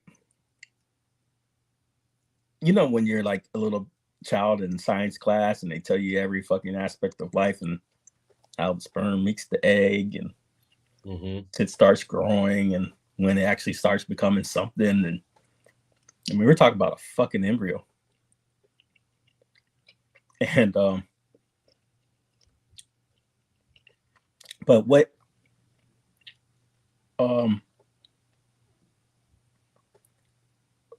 but this is where I don't have to agree or disagree. Let's play into why certain rulings can show you either the idiocy or how far ahead they didn't think, where they will be probably the very people who were pro for this would be against the stuff I'm about to talk to you about and show you that they're not truly conservative about what they're talking about. Okay, embryos are kids. So are you going to give them, are you going to give the parents their tax breaks? Are you going to, wow. Are you going to give them medical coverages? Right. If we have an embryo inside every woman here, she gets to ride in the HOV lane. Right. You kill my wife with an embryo in it. Are we looking at two homicides? Right. Like, there's so many things, you know, Social Security. I mean, we're looking at a lot of rules here. Medical coverages, insurances, life insurances. Why can't my life insurance cover my embryo? Wow. Yeah, that's a good point. And then what if like you have a miscarriage? Is that when, right? Like you? Is this on the hospital now for not, you know, like so? Wow. These are the things that they don't give a fuck about because they're just trying to make a political point and they had no end game. That's my opinion. Because if you truly fucking gave a fuck, we would change the laws to suit, at least in that state, would change the laws to help people with embryos out. Now, of course, you just basically took actual embryo the right for that embryo to ever turn into a talking human being, because now they can't be touched. Right. And to actually develop into a fucking human being, and you just took away any woman's egg away and their life source away, and now they can't be turned into anything because you don't want them going to inside another body or a host. And you see where they're talking about the IVF and stuff. Mm-hmm. So once again, there's always a segue. So at the time, so what is the ruling block of the nation? I would say it's mostly Christians, right? Evangelicals, whatever, right? Now, right. Somebody else has their hand in this. And they just made their own stand about it. Now, what was interesting is that this nation and this religious bloc have made kind of a liberal stance in a lot of areas, which I was like, dang, this they're really changing the outlook of the church. And then they go, whammo, surrogacy, fuck you. Here's why one. Wow. Now, granted, this is a counter opinion, but I'm not reading into that. I'm not gonna read on the counter opinion. I'm only reading the fact. I only want to highlight the fact that I'm trying to find the part because I just turned this on, that the Catholic Church has come out with a stance that surrogacy is a no-go.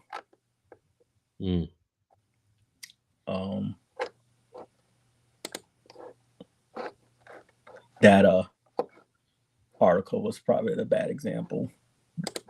Let me see here. Oh, all I'm thinking, dude, right now is miscarriage, like taking out life insurance policy on an embryo, and then you have a miscarriage. Oh man, family is paid, bro.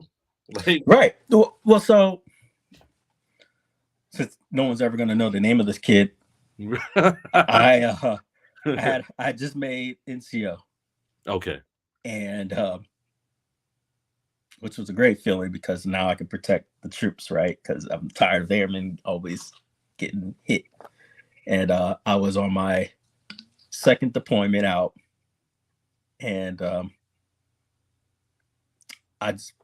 they made me fucking leader for God knows why. Like all the other NCOs dropped out. Okay.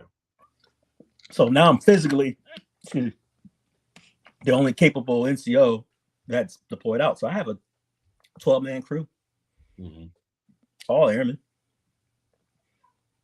It's like my second year at the base, second deployment out, and I've been thrown to the wolves because I'm like an E5, and team leaders are typically E6, E7s.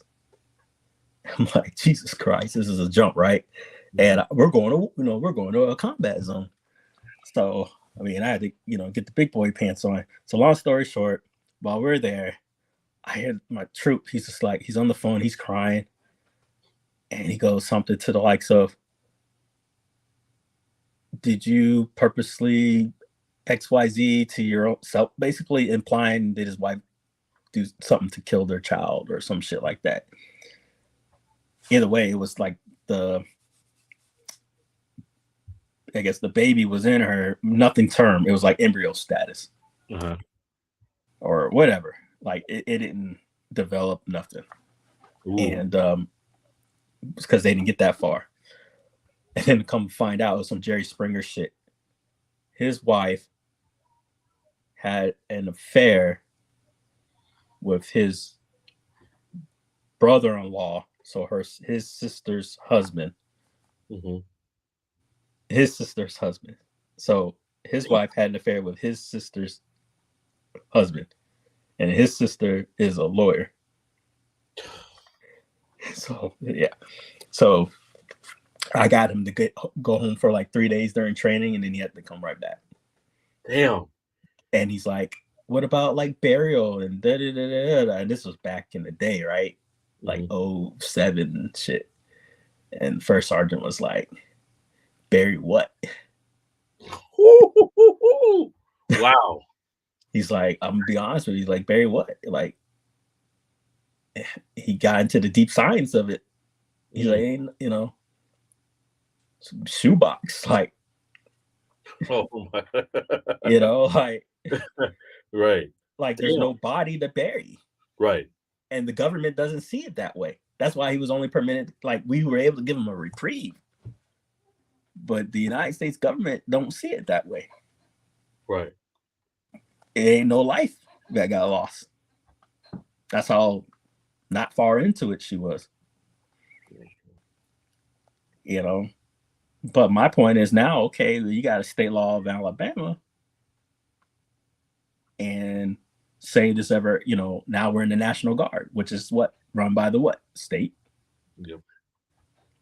And now I have a similar situation going on where I'm gonna exaggerate, say they got to deploy down to Texas under state orders because of, you know, the borders or some shit. And we have a similar situation where you're gonna give her you're gonna give him leave. State says that was a human.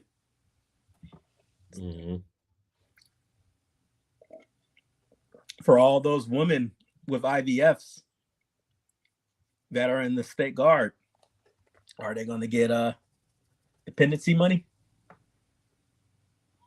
You're going to get housing? Wow. This is the stupid shit that they don't think on, and this is stupid shit that they're not going to act on. Yeah. Because this is how much they don't give a fuck. This was nothing but a politically charged bit, in my opinion.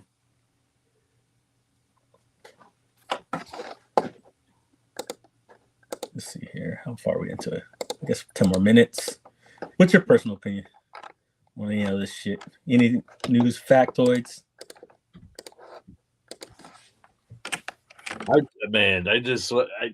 I just know when you get the state or the government involved, it's never going to be to your liking.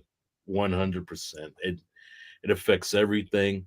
And then, I mean, history's proven in far as like household and the marriage. Like, I know of a lot of people heard that that most families couldn't keep the husband in the house if you wanted government assistance. It was only reliance for the child and the mother, and if you had a father in the home, the government was going to help you. So, like, it's just no. Mm-hmm. Yeah, the and that's another thing. I mean, by keeping something, see, they're okay with this now. So then now what happens when you get abusers of the IVFs or something? And then now they become anchor babies or, you know, like,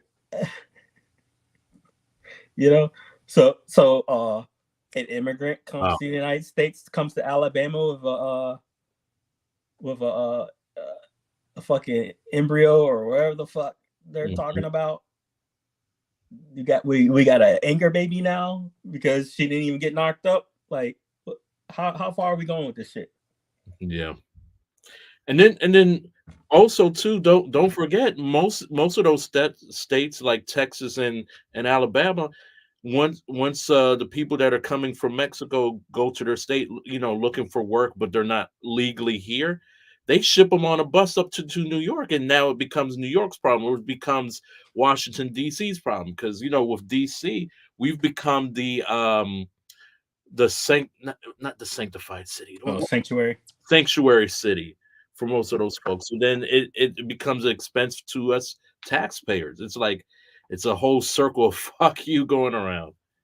Yeah.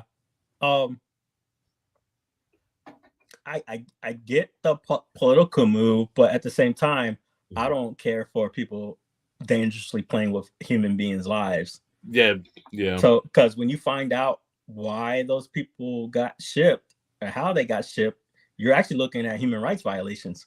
Yeah, that's true. That is true. Because a lot of folks were unaware of where they were going, how they were going. They were tricked into where they were going. A lot of them weren't even official government folks, and whose money's paying for this, who gave the approval. Other than the fact that these motherfuckers are rich and powerful, any other person will be in jail. You're looking at human trafficking. Yeah. Damn. You're looking at that. That is legit human trafficking. And you can be arrested for that shit if you were anyone else. But this just goes to show you that they keep trying to tell you that there's not people above the law, and that's just not true. Clearly, there's people above the law. Yeah.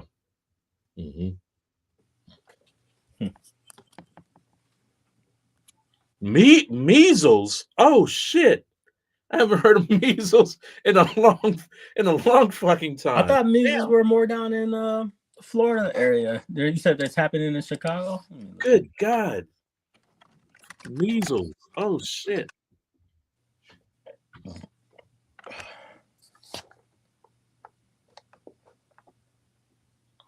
Yeah, tuberculosis breaks out of Chicago migrant sheltering following measles cases.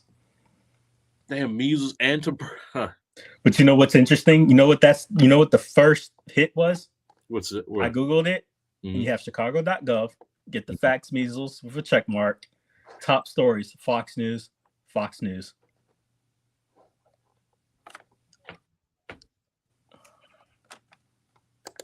Let's see here. It's all Fox News. And let me see here. But see, that just goes to show you: is it the fact that it's a big deal or not a big deal, or is this politically driven? Let's see here. And what I mean by politically driven is not the fact that they're not telling the truth about what's happening, but the fact that is one side just trying to push out a different view. So here.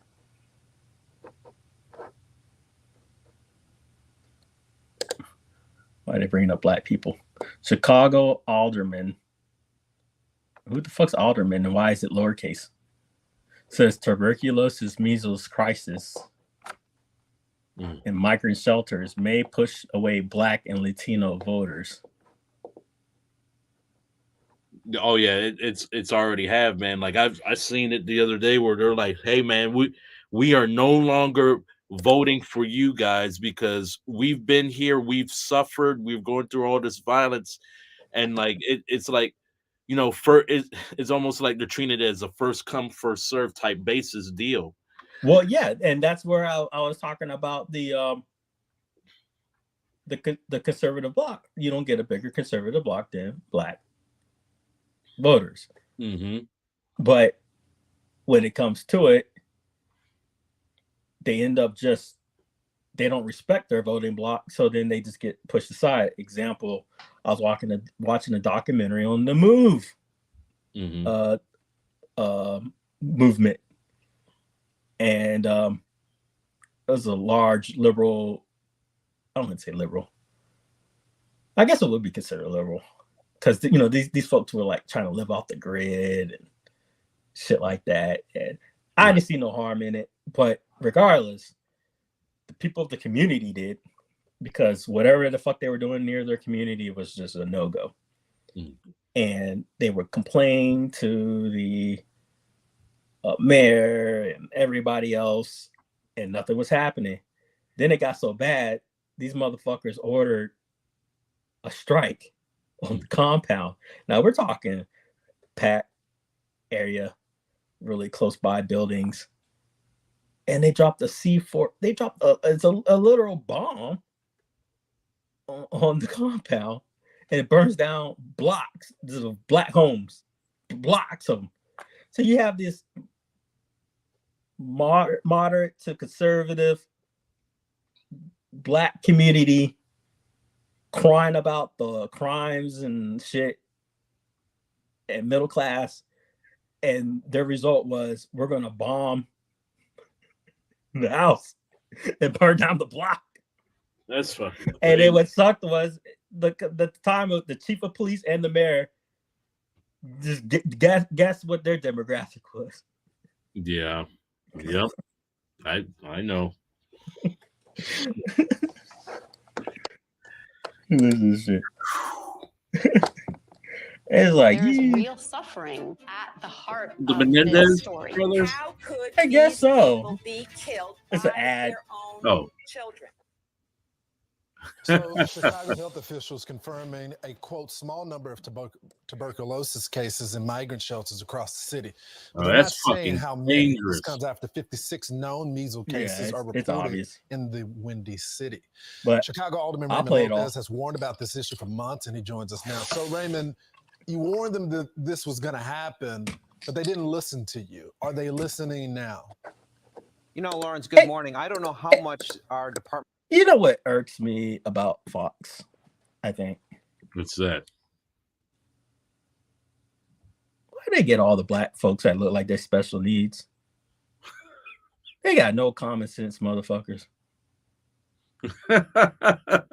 You know, like where's your old school black folks like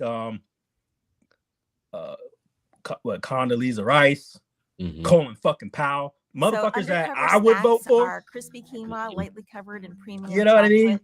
Yeah. You don't see them, no, do you? Yeah. They exist, but you don't see them representing, do you? No, Mhm. because they're too smart. Mhm. They don't want that representation. Why do I keep? What is So, wrong Chicago with health fucking officials like I can't even play confirming this shit. a, It's like quote, these small ads. number of tuberculosis cases in migrant shelters across the city, but they're not saying how many. This comes after 56 known measles cases are reported in the Windy City. Chicago Alderman Raymond Lopez has warned about this issue for months, and he joins us now. So, Raymond, you warned them that this was going to happen, but they didn't listen to you. Are they listening now? You know, Lawrence, good morning. I don't know how much our Department of Public Health or other Who is officials this guy? are listening to the alarms that we've been raising since August of last He got like year. the and even in Fallout September eyebrows, when like we had you put on like a character from creator. our Look at him, ambulances showing that we had individuals tested positive to Look like a tuberculosis. villain. This Right. is a crisis we could have avoided, just like with the measles, if we had simply instituted the American standard of vaccines upon all of those migrants being shipped to the city of Chicago. Oh, he Many likes of these individuals vaccines. come with children. They are in our schools, and all of those vaccination Vaccines good requirements now, that our right? kids are responsible for are Migrants waiting cause for the COVID migrant asylum seeking breakout. children. They should have And been that is putting vaccinated. people, families, and communities Yeah. at risk. You know, Raymond, I've Fuck been outta so here. perplexed because, you know, I've been out there reporting, talking with the folks. They're upset. I know your district, and the people there are minorities. They're also, you got So they're immigrants quoting there as small well. numbers.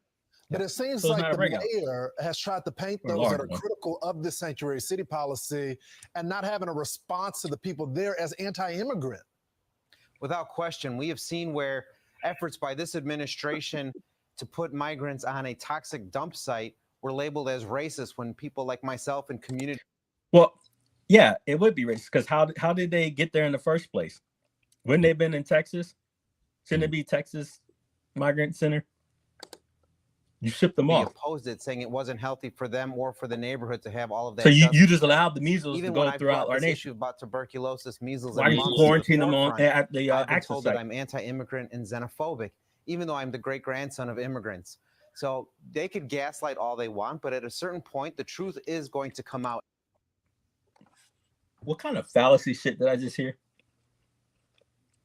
I'm not xenophobic because I'm the great grandchild of immigrants.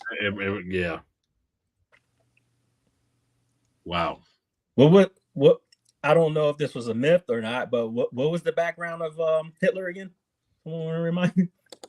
And we're seeing it come out slowly and Mhm. steadily now, as we saw with the measles and as we're seeing now with tuberculosis. Real quickly, because I only got 15 seconds, Raymond, do you think people in Chicago, because of this issue, because I haven't seen people at these city council meetings like this in a long time, do you think they're going to start voting differently just based on this issue alone? Well, as you mentioned earlier, Americans are fed up with seeing themselves being leapfrogged over by those coming to this country just to get service and support.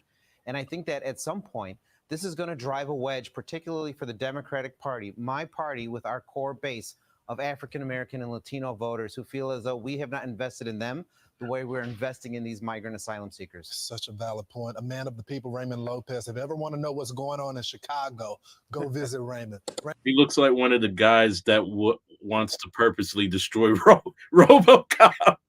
Bruh. Shut him down, pull RoboCop apart. This would stop him for certain. Inject him with it.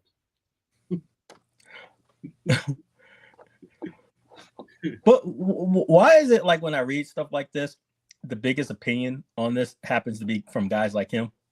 Yeah. Why is it never from people who look like him or him? It's from people who look like him. Right. Like, please educate me more. I would love to know more. You know, I'm going to be educated so much, I'm going to click on it. Now, Biden's White House to finalize menthol cigarette regulations brought opposition. First off, I actually agree with this, and it's got nothing to do with the fact that I'm looking at it from an objective position, which was it's racist if you God. Anyways, it's racist, guys. Me talking like this makes it less racist. That dismisses everything because I'm being cynical. And when I'm cynical, that means it could be dismissed. It's not real. When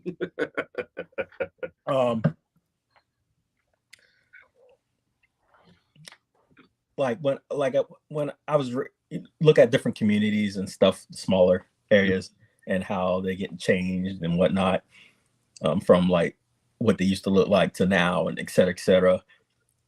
I always had like say if I had mayor powers or something, you know, et cetera, there'd be a few things if I had my political way. And once again, this comes into the whole, I could be right, I could be wrong, but if I just had my way, right, I could just take a paintbrush and do what's right, do what's wrong, even if it's right or wrong. I would dismiss all the ABC fucking stores. It has nothing to do with the fact I don't want you to have access to alcohol. Mm-hmm. It's the fact, why the fuck are you trying to put it in my community? You can go to the grocery store. It could be there. Yes. I'm not looking for the fact that, you know, I want some you know, what they used to call that shit in the military, something 6, class 6, where it's this is just the alcohol only, and then at 9 o'clock you got to stop selling. I don't want none of that. I'm just talking about, I don't need to go walking down the street and then every 2 blocks you got a menthol joint and a alcohol joint, when you could have been selling tomatoes and cucumbers and vegetables. Some mom and pop store could have been in there, but now I got a corporate, you know, alcohol thing. And then you're going to complain about the bums on the street. You know what they got? Do they got a tomato and fresh fucking bread in their hand, or they got a fucking bottle of booze in their hand? Right. And what? Yep. Right. You know, like, and that's my problem. And this whole menthol thing is the truth. Got out and I was taking albuterol, right? And it just doesn't. Have you ever met an AI? Ads. Hold on real quick. Uh-oh. Okay. So albuterol just wasn't effective on me, right? So inhalers, et cetera, et cetera. And you know what the doctor told me? Or they were like, or the primary doctor asked the other doctor, am I black? Wait, like, yeah. And then they're like, well, yeah. And you know what they said? Because I'm African American, the medicine isn't as effective on us. And you know why it was not as effective on us? Because I was a prior menthol smoker. But that it affects blacks. Damn. And you know, we can do this whole we bleed blood, blah, blah, blah, blah. But the facts remain that there's actually exclusive diseases that are exclusive to certain races and demographics. Mm-hmm. Example, I got a cousin who looks just like me. And she has a disease where she's wheelchair bound. And she got told by the doctor that it's an exclusive disease to Caucasians. And she was surprised, and I was like, "Well, don't be so surprised." She's like, "What do you mean?" I was like, "Because you know you're a doctor, right?" She's like, "Yeah." I was like, "That's because you're Caucasian. She's from Portugal. She's Caucasian, and that disease is exclusive to Caucasians." Same thing with I had a condition in the eye, and they thought it was something else. I went to an optometrist. He's like, "Nope, I'm dismissing." And I was like, "Why is that?" He's like, "You're black." He's like, "If you were white, it would actually be a cause of concern. But because you're black, it's pretty much dismissed because of the fact that it's exclusive to Caucasians and not blacks." Yeah. He's like, if you have this disease, you would be a case study. Right. You would be one of the 0.001%. Like it's exclusive. So going full circle back with the menthol thing, look, what is the most popular trend? Just name the most popular cigarette as a black man. If you were sporting as a black man, represent the black race. Tell me the most popular brand of cigarette. Tell me. Newports. What is Newports? What's in Newports? Menthol or non-menthol? Menthol. 100%. Do you think that's not by design? Do you think lung cancer is an issue to the black community or not? It's by design, my man. It is by design. Yes. Here we go. If you do, racist if you don't. They were going to ban menthols, but now they won't. So what's the minty fresh scent in the air? Could be old Joe's embalming fluid or a freshly lit Newport. The Biden administration proposed ban on menthol cigs has once again been delayed until next year. Oh, hold up. It's nice to see Joe putting off something besides. Are you saying something? No. I was just mimicking. Got you. My bad. I'm missing everything. So why the delay? Turns out race is once again at play. You see, menthols are a popular product in the black community, which is why many view a proposed ban as unfairly targeting black customers. Therefore, a ban is racist. Yet many health organizations claim by not banning menthols, more black smokers will suffer health consequences and potentially die. So that's racist too. It's very confusing. Keeping more black people from getting lung cancer is racist, but allowing a cancer-causing agent to kill more blacks is also racist. So what's it going to be, virtue signaling liberals? You made this bed, now fall asleep while smoking in it. So it's no wonder the White House is kicking the can down the road, refusing to choose a side for fear of being labeled racist by fellow libs. It's quite the dilemma. What do liberals love more, identity politics or interfering in people's lives? Doing it? It's like women's sports. If they say boys should play in boys' sports, that's transphobia. But if they say boys beat the crap out of girls in women's sports, that's obviously misogynistic. There's a reason this shit's not sold in any other nation. And you know, in those other nations, you know what they have in those cigarette packs? What's that? The ingredients broken down. All the way broken down. What the fuck is wrong with this news media? If you pause it, it makes you go to the next thing. Yeah. It's just like GameSpot. I hate that. This is garbage. And it's like all now bouncing and shit because it's like, you got to go somewhere else.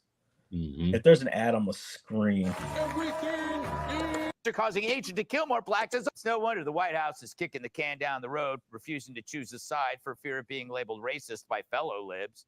It's quite the dilemma. What do liberals love more, identity politics or interfering in people's lives? It's like women's sports. If they say boys should play in boys' sports, that's transphobia. But if they say boys beat the crap out of girls in women's sports, that's obviously misogynistic. A smart person would realize at this point, identity politics is full on. But is menthol really the biggest health threat in the Black community? What about crime, lack of school choice, or joking about Jada Pinkett Smith? Maybe Joe should let people smoke whatever they want. After all, it's worked out well with his son. Oh no, my mom died of lung Tyrus, I go to cancer, you so for- Wow. probably the cancer. By the way, I got this idea because Damn. freaking Jesse asks. That's the first All right, thing so he asked you on his show. let's look at his panel. Let's see if he's Jesse got around any. off is that- camera. Yeah.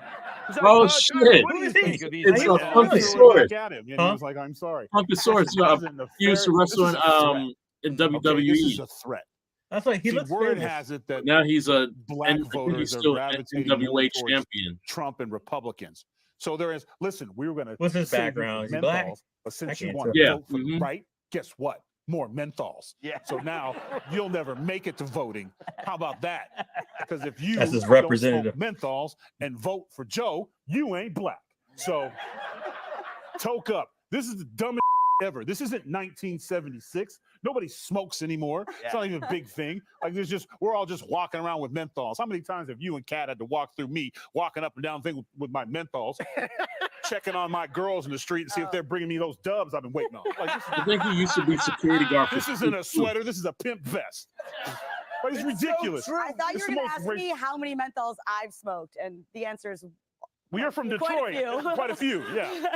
You're like our not Eminem. anymore, but I've had quite a few menthol cigarettes. But it's Because just you bum racist them and off stupid. people. Bunny rabbit teeth. Oh, I smoked menthols in The college. fuck is she? Yeah, we share the cancer stick. Why not? Yeah. I did, but This is the dumbest stuff ever. no, I love the Washington Post article that said one of the reasons they decided to not go through with this ban was they were worried that they would affect his election. I'm getting a process. headache watching this. And I just love the idea that out there are single. What have we issue learned? voters. Have we learned anything yet? There's single issues. Menthol 6. But you know, but This the is whole idea of informative? Banning something. I thought I was going to hear a good Also, take. what Kat said is they're willing to say, "Oh, it's going to kill them." But we need their vote, so we'll like they put the vote ahead of that He's person's literally life. gonna say, "Black people, I'm giving you menthols." Yes. Joe, Sounds like a you ever laugh smoked track. menthols? Yeah, it's canned laughter. And yet you're still It's short. canned laughter. It's not the actual audience. It's It's canned like you laughter. could've There's no smoked. audience. Started off stunted. Yes. Emotionally too. It's the Fox News Classic channel. example of creating a problem where there wasn't one, and then figuring out, oh, how do we get ourselves out? Look, if it had been a Joe ban on something DeVito, that like white Danny people DeVito's, there like, would've been a lost federal law against stepbrother? What mayonnaise was that? passed Right. immediately, and they would Yeah. have been dealing with this. But it What reminds the me fuck's with of this when laughter? a school has a menu for Black History Month, Mhm. and then a couple of loudmouths say, "Well, we don't like that," and they take the menu away, and everyone else is like, "What happened to the ribs and the cornbread? Everybody loves that stuff. It's delicious." So they're creating problems that they don't know how to solve. I think, like, hey, smoke them if you got them. I'm not a cigarette smoker. That's a weird If that's fallacy, your but way okay. you want to kill yourself, I don't care. Go right ahead. But it is funny, the idea of, like, if you could just hang in there and not die of lung cancer until after November. Yeah, and then we'll Wonderful ban it. message. Then we'll ban it. menthol in every. Well, you don't own homes, so Every pot. in every. Well, and Menthol in every pot. menthol and next pot to your in pot. every. Menthol next to your pot. Yes. KT, why are menthols so different from other cigarettes? I have no idea. You were in the There's no military. expert. I worked at the Pentagon for a number of years, but you know, the campaign commercial that I can't wait to see. Mhm. Guess who used to smoke cool cigarettes? Who? Barack Obama. Ooh, that's right. Yeah. Are those menthols? I can't remember. Cool? Come on. Oh, yeah, I don't know. I Cool, don't, not just because he was cool, but they were menthol. cool is the best name for any Is it? product. Yeah. By the way, I'm gonna have to say this. I don't care. Just doing a segment on cigarettes makes me want to smoke. Rhoda Clay. It's That's a what it is. powerful, Not Funkasaurus. powerful product. Yeah, on the the planet. funk, I just want actual. to light up and have a cigarette. I bet people right now They feel used the to same dance way. to the Don't do they used to dance to the ring. Uncle Greg says no. Rhoda's Clay. So I just watched 6 minutes, and what did we learn? Nothing. I heard a lot of jokes, but guy even asked the former security Pentagon something like her opinion about the menthol, and she's like, I have no idea. Like, why are you even y'all here? So there's like no health expert in the room. You had some wannabe old wrestler going, "It's not 1976 anymore. Fuck Biden." It's racist or not racist. Fuck them cats. Mm-hmm. It was probably not because they didn't want it to happen. It's probably because they got such kickback on the legal side that he realized that if he made this into some type of rule of law, that it would get struck down. And what's the point? Mm-hmm. Someone tell his legal experts say you have a sound argument to do this. You can't do this because now you're attacking the companies. That's probably all it was. Yeah. So we had a former WWE black rep, and that's the best he had for like he couldn't get somebody from the fucking White House to come on and go, hey, why did you stop with the bill? Why do I have a feeling if I like Google this shit, there's like an actual answer? Let's see. Why did Biden stop banning menthol?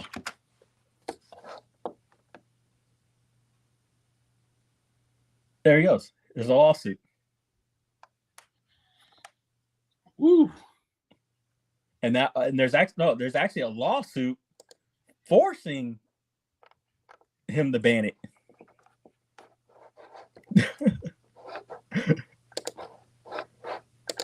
So why did he stop? What the fuck? Anti-smoking groups sued the U.S. government. So it's lobbying. It was the main answer. So you have a large lobbyist group that is going to dictate the votes. Mm-hmm.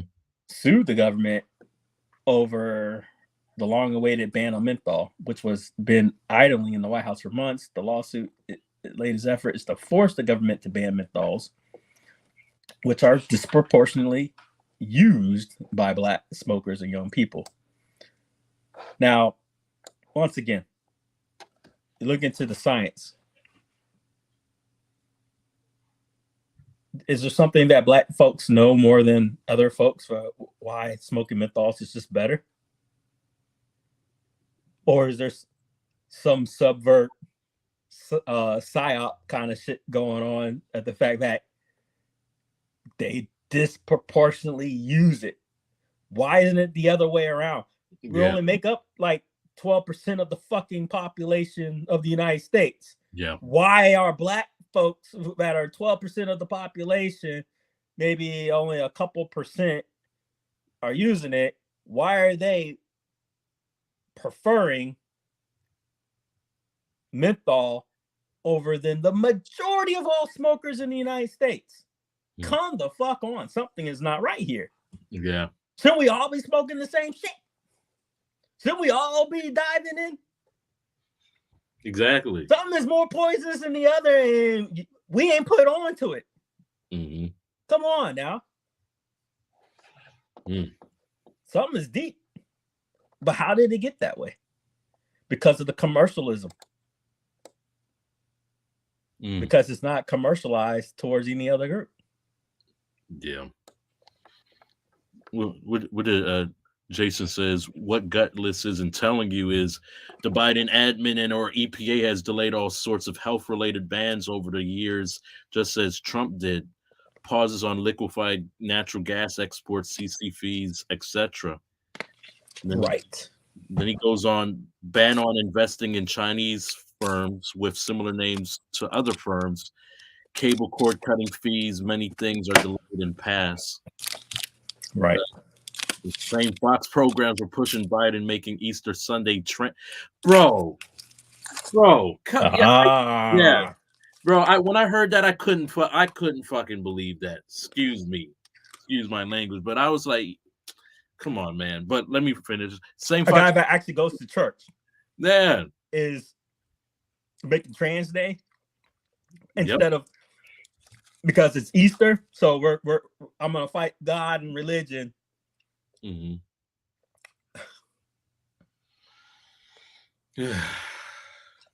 It's such a fucking far reach.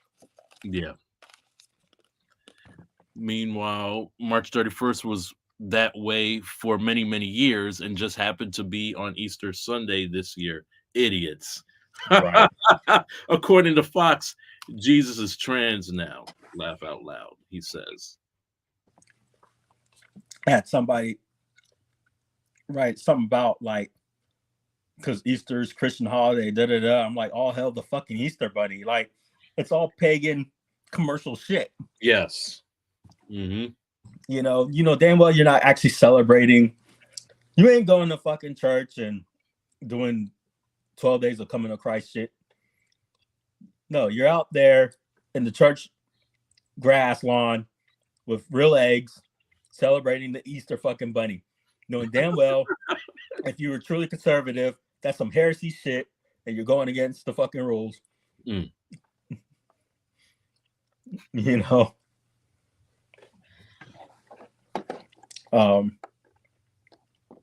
Health officials under the President Joe Biden initially targeted last August to publish the rule. Here we go. The Food and Drug Administration has spent years, most likely during the Trump era, developing the plan to eliminate menthols, estimating it could prevent 300,000 to 650,000 smoking deaths over several decades. Mm. Most of those would be preventable deaths among the Black community, Americans. Mm-hmm. Mm. It only takes one death, one person to not bear children, and you're looking at millions of people in the far, in the future of just not being born. Right. And it's like a systematic. It seems like it's a systematic way of this. It's like when they were ignoring AIDS, right? Mm-hmm. As long as it ain't affecting our community, we're good. Yep. And it boils over to one of their little kids gets killed. We gotta do something about this. Exactly. Yep. We gotta do something about this, guys. We can't have that. Cancer's bad.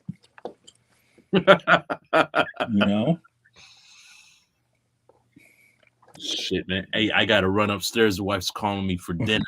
Oh shit, you're good. I'm gonna close this off. Okay. It's been good. Hey, thanks for all who come through.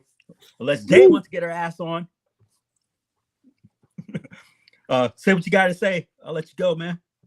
Hey guys, I don't know if you heard from Bill. He posted it in the iArcade community and probably other places, but there's going to be a delay on the Bash Box from the date that was initially promised in April. It may be pushed back into later or earlier May.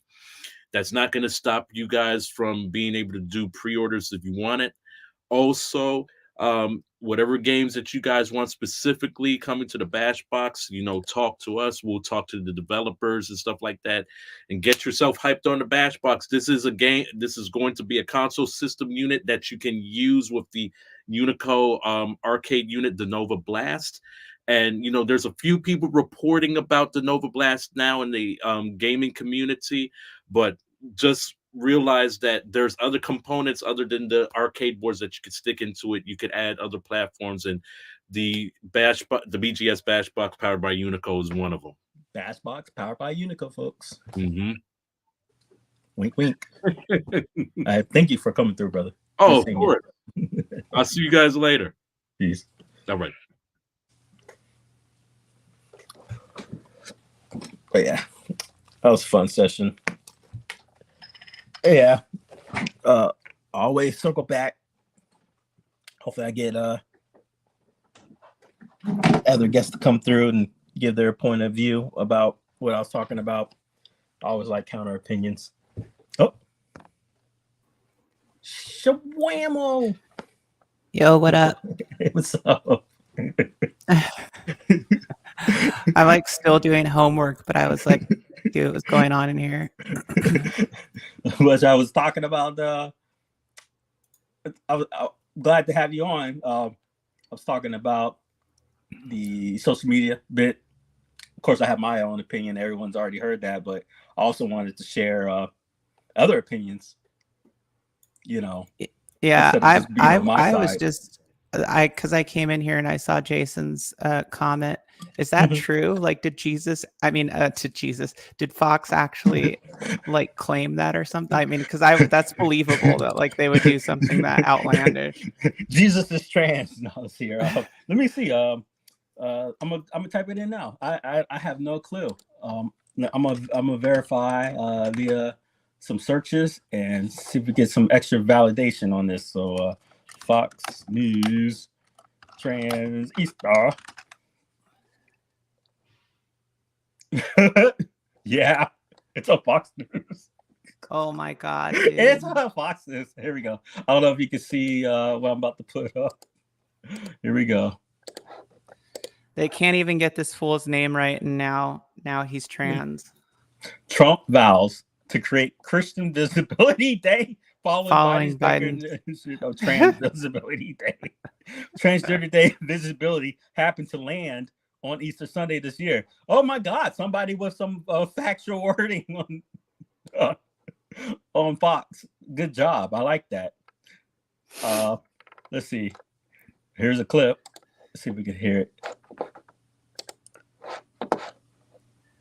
Of course, there's an ad. 30 seconds ad. Let me turn it down. But how was your day? Your schoolwork going? Annoying. I bet. You can skip the ad. Yay! Here we go. Win the Wisconsin Republican primary in a landslide. That'll be in a few hours. And November 5th, we are going to win this state. We're going to win the White House, and we are going to save our country. We're going to save our country. This orange makeup pisses me off. And what the hell was Biden thinking when he declared Easter Sunday to be Trans Visibility Day? Such total disrespect to Christians. And November 5th is going to be called something else. You know, it's going to be called Christian Visibility Day when Christians turn out. Yeah, you get them. Let's call it Christian Visibility Day. Because we're not smart, we gotta. It's like, Jesus Christ. I'm rubber, you're glue.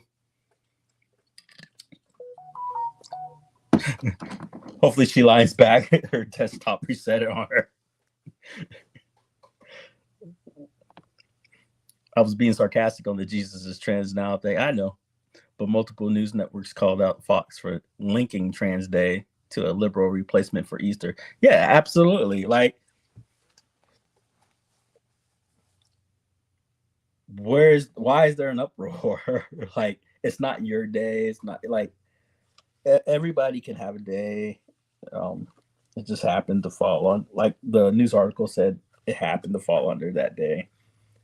I don't think there was any modus operandi to sit there. I mean, they literally have it that, welcome back, that the more overt Christian following president is somehow, no matter if you like him or hate him, somehow forego all his Christian beliefs and decided that as the president of the United States, wanted to replace a Christian, well-known Christian holiday or based holiday or pagan holiday, whatever the fuck you want to call it, that Christians link themselves to, a huge voting fucking block. Bro, with transgenderism. Like, it makes no sense. Like, no matter how much you hate or like a person, like, even if it was like the opposite for Trump, like if the liberals were doing this to Trump, I would go, you're stupid. Here's the problem with both sides. You have political and religious dogma on both sides. Religion is based, Christianity specifically is based on, like, entirely on genocide. Yes. Like, they have built a religious empire on genocide.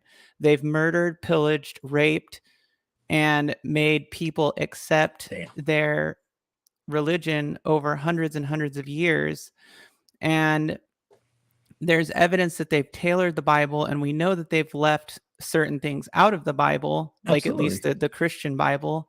Completely. And it's so you know, I again, like, these are just facts. I have no problem with like Christians, like people's personal choices. That's fine, that's theirs. Okay. Facts. But what I'm saying is, if you look historically at how Christianity was built, like, it's kind of just as bad as Satanism, you know, if you're gonna call it good or bad. Yeah. So it's very dogmatic. And then the political aspect of it, you know, but the thing is, Easter has nothing to do with Jesus. It's bullshit. I mean, and what is it? Is it the Easter bunny? Is it Jesus? Why are people indoctrinated into telling their kids that it's the Easter bunny? You're going to get Easter eggs, and then, and we're going to church to celebrate Jesus rising from the dead. Like, how many Christians trick their kids into the tooth fairy? If we're going by true Christian dogma, you have no business teaching your kids some fake fucking magical fairy exists in this world. All right. But the thing is, who gives a fuck, right? And it's innocent, no different. So it's like everyone's picky and choosy when they want to be all hardcore on their values. Yeah, to me, it's ridiculous. I mean, both sides are just being manipulative. And I don't like how much of it actually gets absorbed into the public. Like, how many people are actually like, oh yeah, that's true. Oh yeah, that's a good idea. You know, it's hard to say, because it's like, think of like the YouTube communities, for example. If you see 100 comments on a video that has 10,000 views, for example, and out of those 100 comments, 80 of those are positive comments and 20 are negative comments, right? Well, you're saying majority of those people that viewed that are aware, that are interacting in that community, are leaving positive comments, and about 20% are negative, right? So it's like, you know, is that probably the same thing that you could apply to like the population of the United States, that you know, there's only a small portion of people who are actually buying into this crap, who actually believe what these people are telling them, and you know, an even smaller portion that is going against it or whatever. So it's like, it's a very strange dynamic. You're right, but the problem about it is the way the nation is set up, the minority are highly represented, and that could be good and that could be bad. And you know, if we went off of a majority vote, one political bloc is kind of fucked. It doesn't matter whose side you're on. This is just a population factoid. So, you know, based upon the way things work, minorities are represented. So it only takes a few. Well, I was just going to say, I don't think it's really like politics or any of that that's running it, though. Like, I feel more like it's the entertainment industry. I feel like the entertainment industry has everything to do with the way that what's the acronym of news? I don't know, but entertainment somewhere in there. Yeah. And you know, I just asked you that damn question, and I forgot, so I'll Google it. All right, here we go. No, why did motherfuckers put okay, notable events, weather, and sports. But there's like, or no, there's like news entertainment network. You know, right. But what I'm getting at is the events portion is the entertainment portion, and you're right. When we look at all your news channels, who is the you know, it's entertainment. Fox News, but it's like when people take clips of like Democrats will take clips of Trump saying something like the bloodbath thing. Perfect example. Jimmy Kimmel or something, right? And they're like, oh yeah, well, so he's threatening that we're gonna have a bloodbath if he doesn't right. get elected. And it's Misquoting. like, yeah, it's like, no, he was saying that it's gonna be a bloodbath if Biden stays in office, because then there's gonna be no police and it's gonna be lawless. And it's like, I'm not a Trump like supporter. I don't support either side.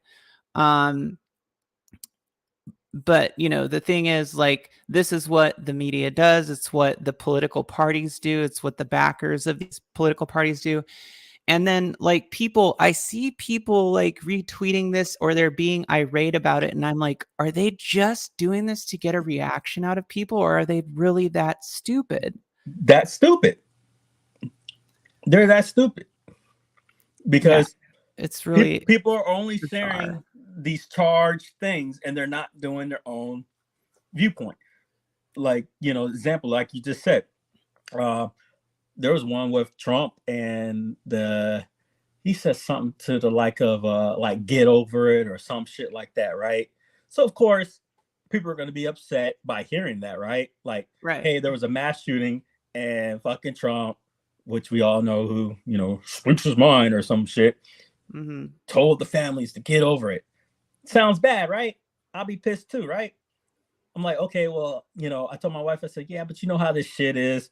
It's not the fact that I don't believe it, because sadly it's believable, but we got to look into this. You got to see the before and the after. So let's look into this. So I Googled it up. I got the context. Ain't nothing what he was fucking saying. Yeah. And because he's not a public speaker. He sucks at public speaking. And I'm not making an excuse about he was not misunderstood. Clearly what he was saying was just more, it could have been handled more elegant. Right. But but when I heard it, he was definitely talking in the tone of, we need to move forward. Yeah. But this is Trump. Trump's a businessman, though. He's like a New York business guy, like Pitbull. I heard him say move forward, but they were trying to get him quoted in a soundbite saying something else. And it wasn't in line with what was being said.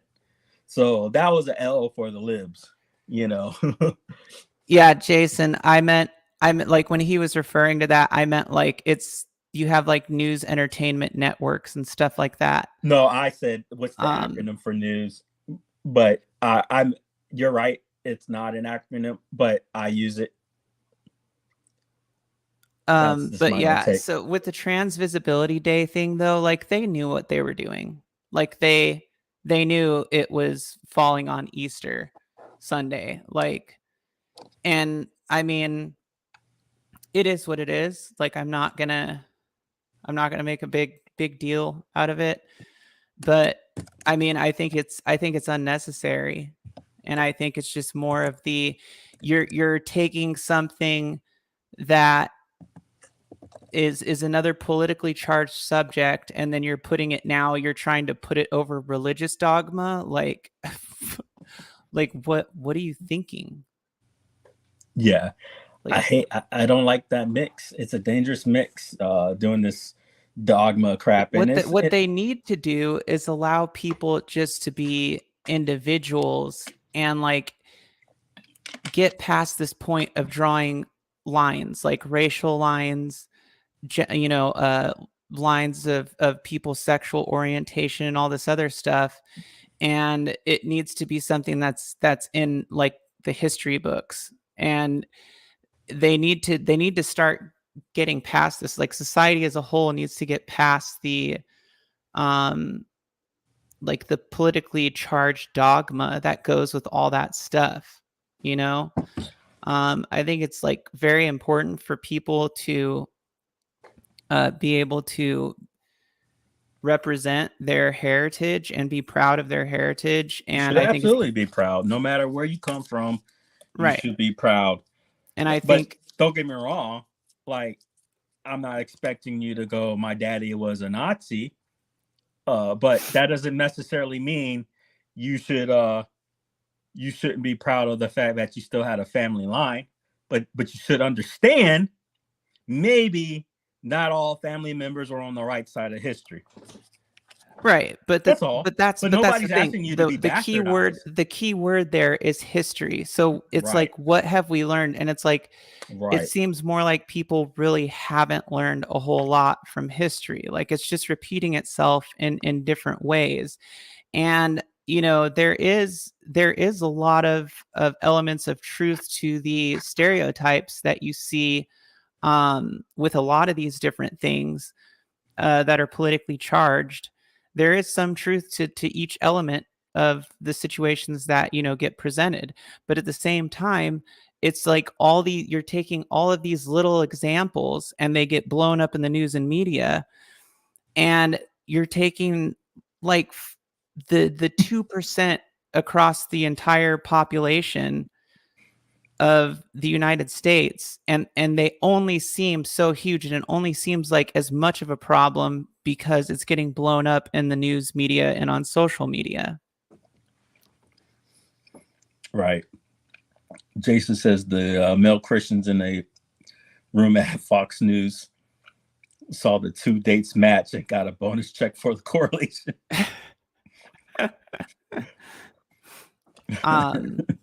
But yeah, I don't know. Like, it's stupid. It's really, it's like, it still is mind bending to me that we're at this point in our evolution. And like, this is what we're doing. Like, this is our political and social infrastructure.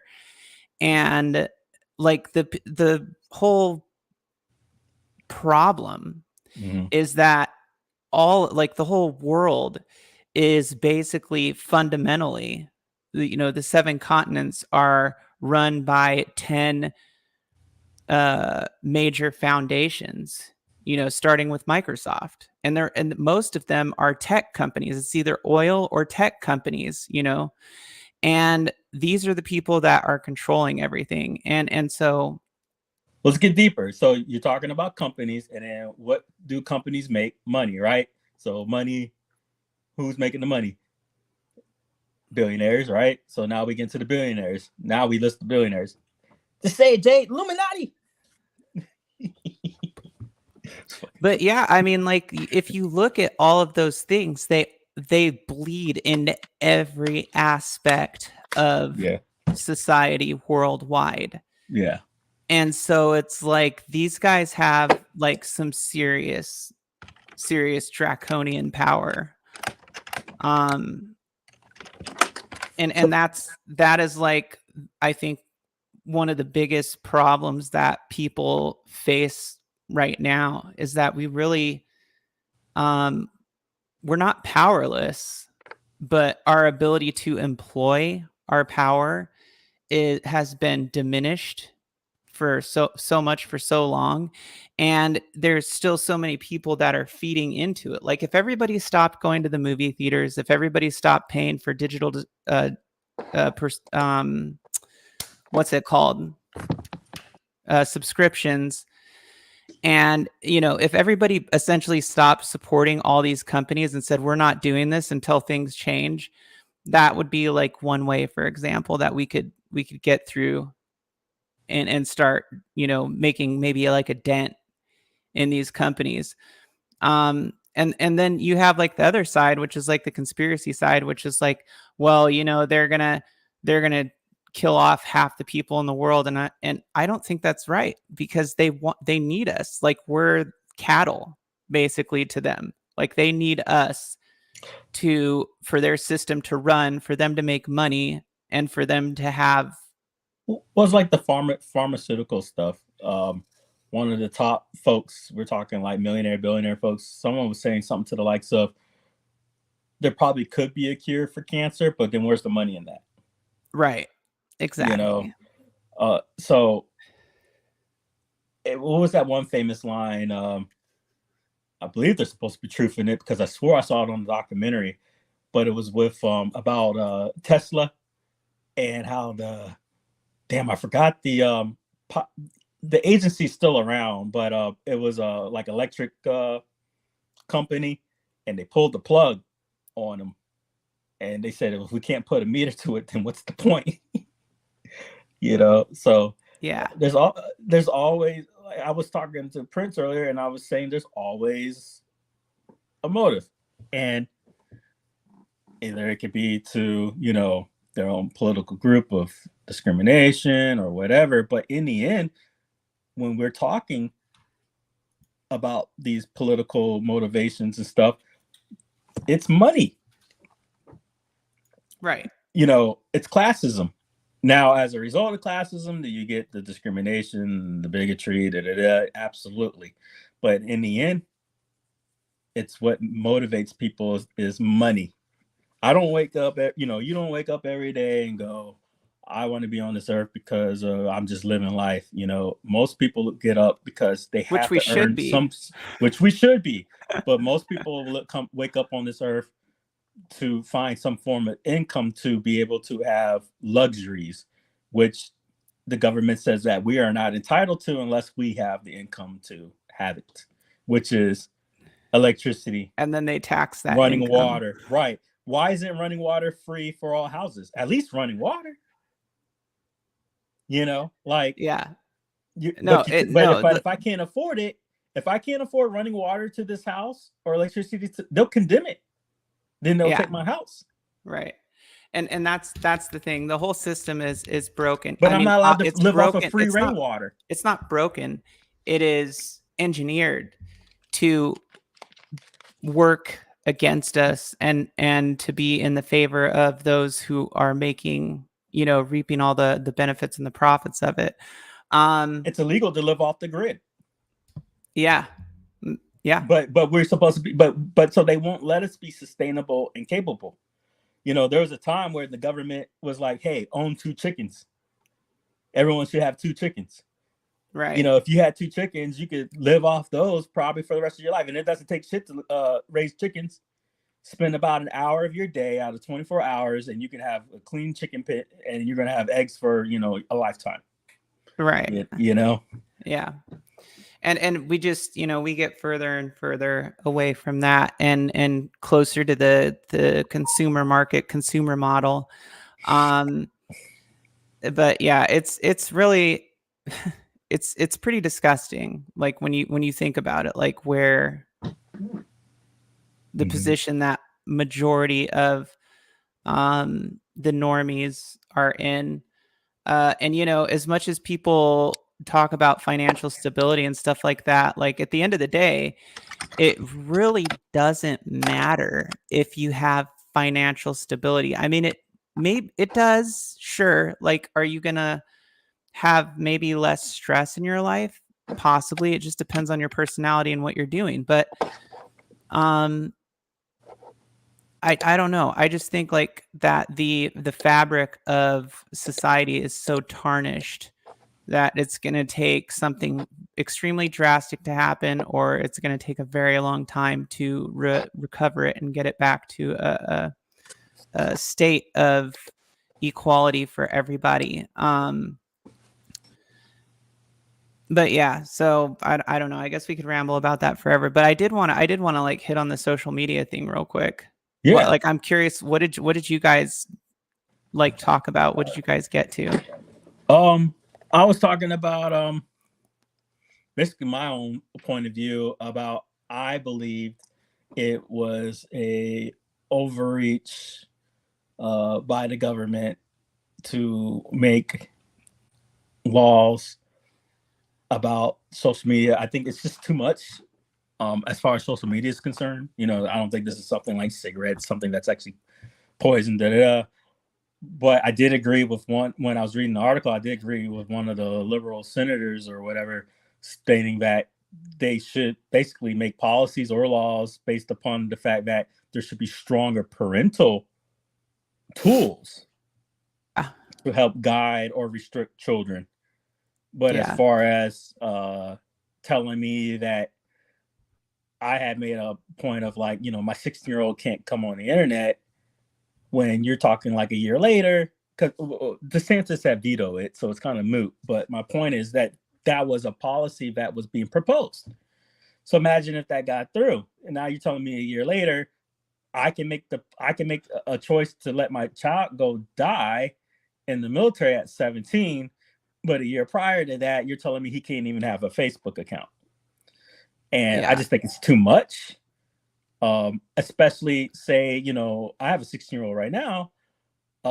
What business of it is yours if I get him a social media account, he makes it private, and only the family members are in contact with him because I'm parenting? I just feel that it's like one of those, it had nothing to do with the fact that, real quick, I just felt it had nothing to do with the fact that they were helping me. I felt it was more political driven. Like, hey, we found out that we don't like Twitter, we don't like Facebook because it's too liberal run or too conservative run, and this is going to affect our elections. And for me, I think it's deeper into that than helping me as a parent. Go ahead. I mean, I think that there's always kind of like that element, that there's something like that backing it. But I mean, I still, like you and I kind of talked about this before, just that the guidelines, there needs to be more guidelines. I agree. And that, them trying to implement a law like that, we didn't think it would go through, but that it would start raising flags so that they could, do like the next couple levels down, or basically, start using things like that to implement more guidelines. But one of the biggest things is moderation. Like if they have more ways for people to approve these systems for their kids and more parental controls, or kid platforms that can be supervised digitally by parents, and then they have moderation, that would make a difference. But we talked about this. If YouTube had, for example, just YouTube, but obviously this can apply to every social media platform. If every social media platform had human moderators looking at these different things and following like the moderation or the community policies, think about how much more efficient the system could potentially be because of that. And you would be giving people jobs. People could work from home, or they could go into an office setting and do things from there. I think an office setting would be more ideal, like Japanese style, bunch of cubicles or whatever, round table of people, and they're sitting there and moderating, and they're able to crosstalk and stuff like that. But I mean, the point is that there's not enough moderation on YouTube right now enforcing their community policies at all. And that's just one example, but I mean, it happens on Instagram, it happens on other platforms. And what is a social media account? Would YouTube be considered a social media account? Would TikTok? I definitely think YouTube is considered social media. I think TikTok, YouTube, Instagram, Twitter, or X, whatever it is. I mean, all these things I think are anything where you're on there sharing, pictures, information, and stuff like that. I mean, is that a social media account though? Because like, example, Facebook Messenger Kids, they made sure to say that by creating this account does not stipulate that this is a social media profile. Right. Well, it's just a tool. It's just Messenger. Right. But the thing about it is, but moderating people's private conversations is different, as opposed to what they can post and what they can get into and what they can comment on. So if certain, what would you call it? If certain, what? I mean, but for me, you're looking at constitutional violations. If I'm just stretching, because just because you're a kid doesn't mean you don't have the right to speak out. Imagine that one chick, right? That one that the conservatives love to hate. That one girl she went to like the UN and Greta or some bullshit, right? Okay, that's true, but it shouldn't mean that, like, okay, for example, it shouldn't I mean, mean like what's if you're her a kid, biggest audience is social media. That's the only way she can communicate right now is through social right? media. So she's a world. But I mean, people can diss her all they want, but she's a world leader in some aspects as a young child. well, she's recognized nationally, Right. but Greta Well, Thunberg, internationally. yeah, internationally, that's what I meant. Sorry. Yeah. But yeah. my point is, like, okay, but she's still an adult, and Oh, she's yeah. Was she an adult when she first started? I don't think she was when she first started, but Right. she was older. But my point is, like, I'm talking about like younger children, because if you think about it, like the law that they wanted to pass was for 14 and older, or sorry, 14 and under. And so if you have a kid who's 14 and under, they shouldn't just have access to anywhere on any social media platform. That's not a constitutional violation. It's a safety measure. It's the same thing as saying, okay, you have to be 21 years old to drink. It's a safety measure. Do I agree with that? No. But the point is, like, you have to be an adult. You know what I'm saying? And it's the same thing with purchasing marijuana or whatever. You have to be of legal age to do that. And I think that there is that aspect of it with kids. Kids But should where's not this? Even though we agree that there's definitely a okay, but if we did the research, we agree that if we did the research, we could find the evidence. But where is the research as we speak on a true funded, you know what I mean, aspect to show the courts, hey, there's a disease out there threatening our children, and that disease is social media, et cetera, et cetera. Otherwise, what are we policing? Okay, well, look, unsupervised PH is technically a social media account, right? What do you mean? PH? What's that? Yeah. What's that? Pornhub. Oh, Pornhub? Yeah. So I try not to say certain words on porn on YouTube, but that's technically, I guess so. Yeah, that can they got like comments in there. Shit. Exactly. You can interact in there, and you can. So, like, have you ever seen the show Euphoria? Mm-hmm. Okay, so her friend, they're all underage. They're in high school or whatever, and the more heavyset friend, Like she YouTube starts.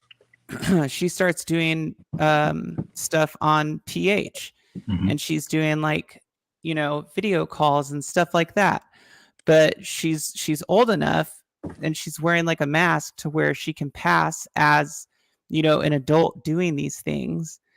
And the point is, it's like a social media platform, and she's getting paid a lot of money to do. I don't need to go to jail because my kid snuck on a fucking iPad and went on the Pornhub. But okay, but what I'm saying is that these restrictions should be against the company, like they did Pornhub. They're saying, hey, you need as a company need to verify. But how can you moderate? How can you fully moderate access to the internet aside from in your house? I mean, the only way you could do it you have to be responsible for doing it in your house. Like, if you allow your kids to be on, look, so for example, like Microsoft has like parental controls. I can set up like my kids' web browsers so that they only have access to very specific, very certain websites. However, on phones, it can be a little bit more tricky. I got two counts for that. Let's take that and go. That's exactly what they were saying earlier, that they should supply stronger parental tools. But what if parents aren't doing their job? Or on top of that, let's take your point of view about the Pornhub thingy. Then they need to reverse the Pornhub ruling.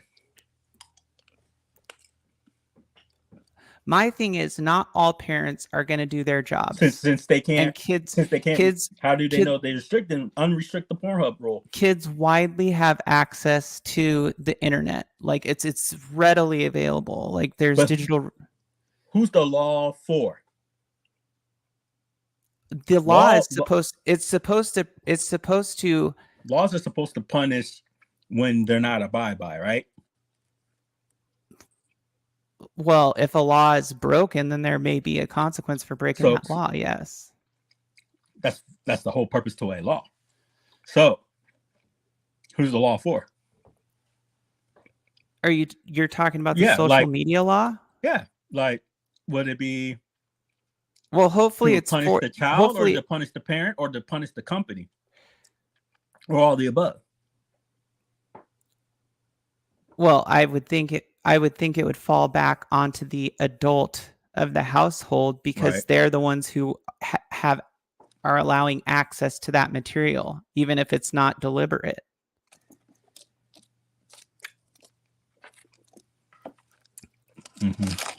I mean, I just don't think you can get into the nitty-gritty details of things, like, because there's a broader perspective. The broader perspective. I think they should with that. I'm not saying I disagree with you, but if we go that route, I think those certain states should unbar Pornhub and put in social media laws to the parent for Pornhub. Right. I saw some. Why are you punishing the company when it's the parent, right? The FTC just rejected facial recognition technology that could potentially recognize like the age of people who are using it. But it could be discriminatory. It doesn't recognize, and it doesn't do blacks any justice. You know how many times like the school crap can't see my face because of my skin complexion? But what I was gonna say is that you can't really trust technology to do it for people. Like, to me, that's lazy. Like, people need to be responsible for what they put into it's like for what you feed your kids. It's the same thing. What are you allowing your kid to eat? What food does your kid have access to? It's a similar comparison with the social media thing. All right, you can control those things, but if you're not paying attention and you're not teaching your kid the right things, then they're going to do basically whatever they want.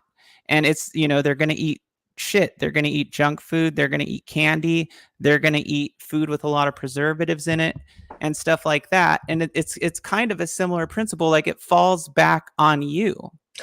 Check this out. If we're going to extremes, then virtual reality, the Quest, all them kids on there. Because guess what you're supposed to have in order to be online? Social media account. Right.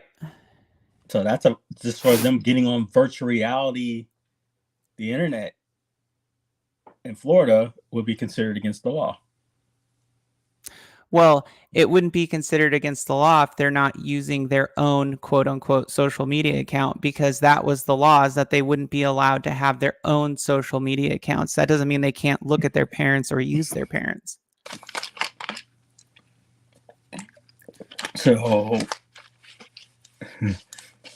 I understand what you're saying, but then we were promoting a workaround, which they could technically promote a workaround that, okay, well, kids can't create their own social media accounts, so then what's stopping them from just allowing them to use the parent's account? Right. Or the parent creating them their account. So are you saying that, am I missing something? So that, say I create the account now, would that be not against the law? That would be a workaround. Interesting. So there's a lot of different aspects of the whole social media thing that you have to look at when you're taking these things into consideration. But my point is that ultimately what you give your kid, what you allow your kid to do, and what access you give them to these things, it ultimately falls on the adult, the caretaker, because because it's just like alcohol. Like your kids aren't really going to be able to get alcohol unless you buy it for them or someone who's old enough buys it for them, you know? And again, you can't control everything. You can't manage everything, but majority of it, if you're paying attention, if you're doing your job as a parent, you can be in control of when it comes to things like that. And so I'm just saying, like, as far as like who it should fall back on, it shouldn't fall back on the companies. It should fall back on the parents, you know, if something happens, because they're the ones who allowed their kids to have access to it. Now, if there's some crazy circumstances, like this kid was over at their friend's house and they were, you know, doing something they weren't supposed to be, well, then it, you know, obviously that's different. But I'm talking about like in your own home, what your kids are taking to school, like what kind of phone and stuff. Yeah. You know, like my daughter had a flip phone until she was she's turning 14. And so she just like within the last 2 weeks got an iPhone. Yeah. And she had a flip phone up until that point, and she doesn't have any social media accounts. And not because of any laws or anything, just because, I mean, my littlest daughter was telling me that there's some girl, she's in 2nd grade, and this kid has like a fucking iPhone 13 or something, and she'll sneak it into school and she saves like inappropriate videos on it.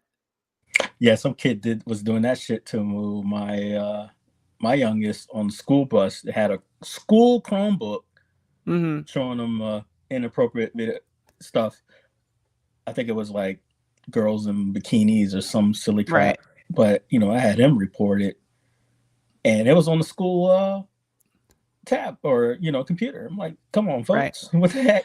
But that's my point though. Like these some parents are just oblivious, like, or they just don't care. A little bit of and that is a problem, because it's not healthy for kids to have no guidance with things like that. You know what I'm saying? Like, and that goes for social media, because kids are naive. And think about a kid having open access, having open access to any social media platform and being able to talk to whoever they want. I mean, hell, even Roblox is potentially dangerous. But the problem is we can use the same excuses that are used for every other rules and laws that don't want to, you know, people don't want to be enforced. Simply do, well, you know, what's the point of even making a law? You know, the criminals aren't going to follow the rules and blah, blah, you know what I mean? So why waste energy, resources into what could be overreach into good folks? No different than if we were to, I know I'm going completely that's extreme, why, but say this, you know, with gun laws or something like that. That's why I think that it needs to be moderated. I think the first step needs to be more moderation, give people more jobs, and then parents better tools. Give parents better tools that go along with the additional moderation. So hey, Taylor, you have a child, I can see every fucking thing that you're right. Like the Google has a great child thing. My child wants to download something, guess what they have to do? Ask parents permission. Right, exactly. Yeah. And that's the same thing with Microsoft, if you enable all the tools. But I mean, with these social media platforms, it should be the same way, but there should also be live moderation. There should be people who can step in the groups and go, hey, this conversation is getting out of line, like old school video games, right? Well, not even necessarily like that, but like pages. Like if some kid has an inappropriate page that, you know, is talking about like murdering like other kids or something. They ignore the reports, you know? Right. But that's why I'm saying they need live moderation. So these are like the things, that's where they need to start. Like not just being like, we need a law, that says no 14-year-olds, blah, blah, blah. No, like you need to start by giving these companies more laws or guidelines or whatever, and saying you have a year to provide more live moderation, to provide more tools to parents Well, check this out. I hear you. Facebook already has a rule about what, like 13-year-olds can't have an account, right? Yeah, but that's stupid. Anybody could easily work around that. Could. And yes, you're right. But look at what they did with Pornhub, right? It got to the point where Pornhub was put in such a check that they're like, you know what? Screw you guys. We're just not going to be in your state no more, right? Why can't that kind of whatever restriction they put on them, they can't put on the social media accounts and going, y'all need to effing ensure that whatever is going down, that kid, that ain't a kid. Oh, because the porn sites, like they have a disclaimer. If you're not 18 years old, you can't enter. Okay. Now the rest of it is up to the parents. Like, dude, it's very easy. If you have parental controls turned on, all those sites are immediately blocked. You're right. But my point is they made a law about it. But whatever it was so on point that no, they didn't make a law about it. Like, I thought that Pornhub voluntarily was like, we're pulling our servers. There's a rule or a law in the state that says no, there's a restrictive, like they pulled out of like 17 states because those states made laws and rules about they have to have a verification process to prove that they're over a certain age. Right. And they're like, and their stance is, no, that should be on the blah, blah, blah, blah. But since y'all want to play this game, we just won't let you guys have any viewing, you know? So my point is, whatever the heck they did might have been done right as far as getting them in check, to the point, well, why aren't those same rules just applied to the company to go, hey, y'all need to have checks and balances? And it's not the fact that, hey, if you let a 14-year-old kid on here, you guys are going to be screwed. No, it was, we want you to have a verification process to prove you are you. So if they do some workaround to IDD me, whatever the heck they call that crap, and somehow they got a fake license and it was approved, that's on the verification side, right? You know, but they did what they were supposed to do. That's what I'm getting at, is that why don't they ask these people to do a better verification process? Say, hey, you're an adult. You need to submit your driver's license to this, whatever. Like me on Facebook, I'm Facebook verified by, this is my name. It's Messiah. Here's my government ID, blah, blah, blah, blah. Because people try to report it for fake whatever. I'm like, nope. I'm verified right now, so no more of that, right? Yeah. And Facebook allows that. If you dive further into Facebook, you can actually verify your real name with Facebook, so it's never questioned. And yeah, I mean, but then that's kind of like, there's a privacy aspect of that too. So I don't know, that gets dodgy. But it's a choice. Don't like it, then you don't have an account. It is a choice, but I mean,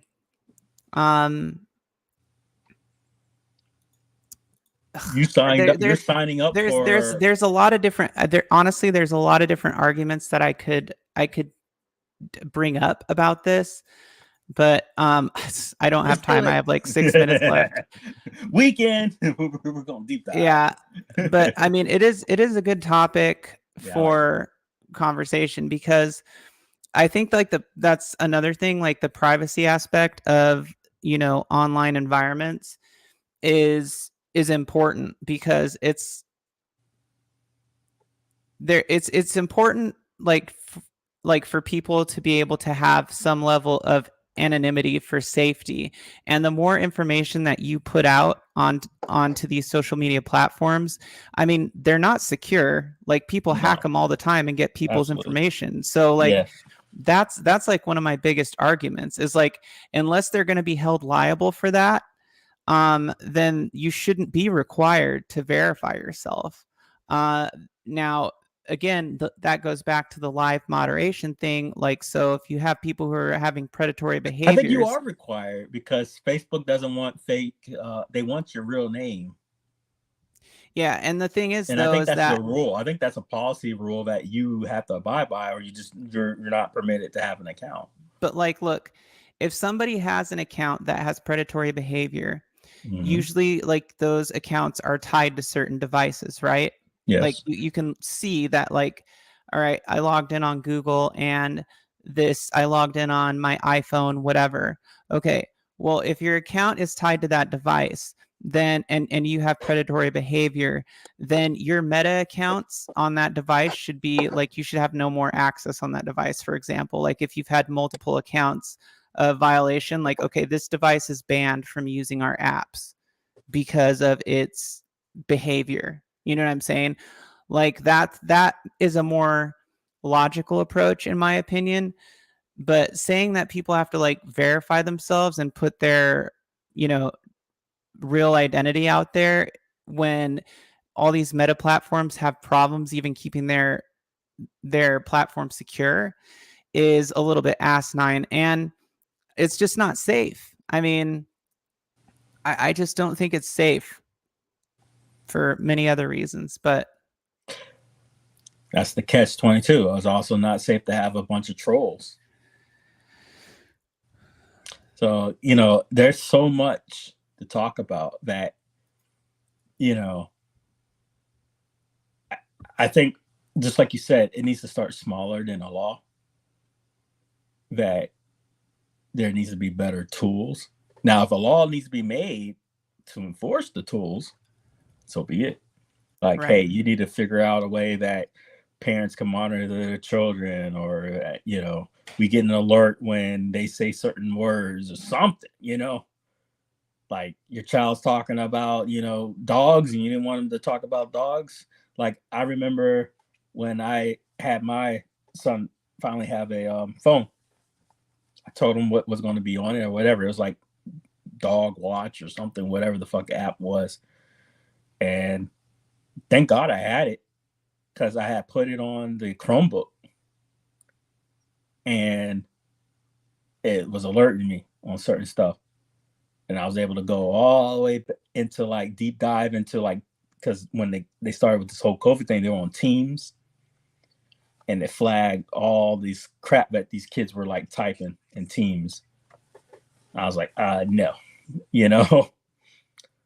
So, yeah. But that's me being a responsible parent, because prior to this, internet was so new. The hell, my parents wouldn't know what I was doing on the internet, nor did they care, because there was no threat to them. But God, AOL, oh my lordy, Predator Central, right? Right. Right. But Oh yeah, big time. And that was a thing too. yeah, and so I grew up from that era, and I'm policing way more than the prior did. But I think the issue is going to be the fact that we're going to have to acknowledge that this isn't going anywhere, nor really should it, just because it's there. And we're going to have to figure out ways to move forward. What is that? You all right? Farting in the... Is your butt next to the mic? What's going on? No, I'm like blowing through this filter thing. It's like, I was like, I'm being trolled. What's happening? Have you ever... Oh, my wait, bad. what?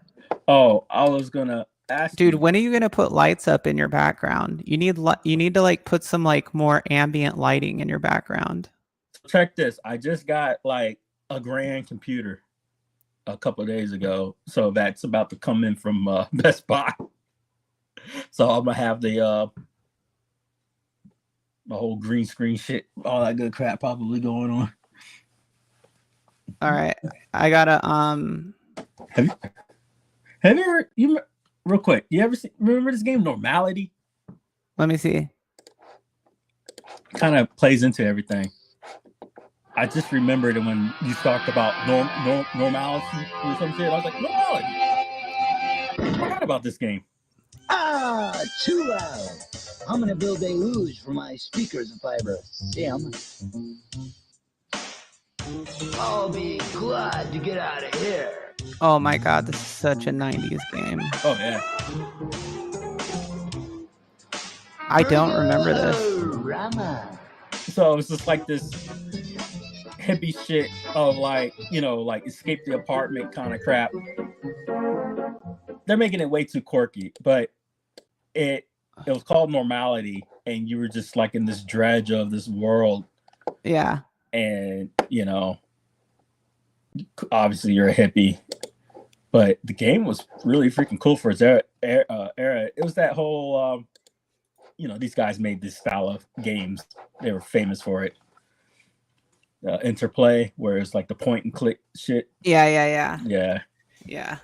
But yeah, Classic. Normality. Yeah, it was a huge classic for me. But no, I hadn't heard of that. I'll have to check it out now. Yeah, please do. So, anyways, but yeah, thanks for having me on. Thanks for and coming stuff. And yeah, that whole topic is really a crazy topic when you start to delve into it. Highly. Talk about it forever. Yeah. But we'll see where it goes. But I think they're going to have a lot of legal challenges. A lot. Because even though I know that it's out there, it just hasn't really been studied long enough. There's going to have to be better government funding and studies about the poison, about this stuff. And I think the only ones that are really into it is probably France. You know, and it's important to pay attention to France because they're kind of like the headway of no matter what viewpoint you're with in the Western world, whatever France does, usually these follows, you know? So, yeah. And they've done a lot where they've outlawed bulimic models. You know, like if you're too skinny, like I know it's still discriminatory, but like if you're like 109 pounds and anorexic, yeah, they don't want you on that poster board. It's a behavioral thing though, right? It's a thing. Yeah, I mean it goes. Yeah, there's more depth to it than just like it. You know, oh, because you're bulimic. It's like the cause of that and like what it does when other people see it. Correct. Instagram shit. That's a disease in itself. This whole Instagram modeling and everything else like that. Because these kids are thinking this is the way they're supposed to look. Right. And it's not real. It's filters and angles and you know, oh, you look thicker or stronger this way because you're looking this way. And no, it's not how any of this works. You know, they got cellulite and wrinkles and pimples and they're natural, and these filters are clearing it all up, and they think this is the way they're supposed to look. And it's just not true. Yeah. Dude, Instagram is dead today. What the hell? I just pulled mine up. It's Easter. But yeah, I gotta get back to Happy Trans Visibility Day. I gotta get back to doing my awesome homework. So all right, thank you for coming through. Thanks, guys. Thanks for having me on. No problem. Peace out, chat. Bye, guys.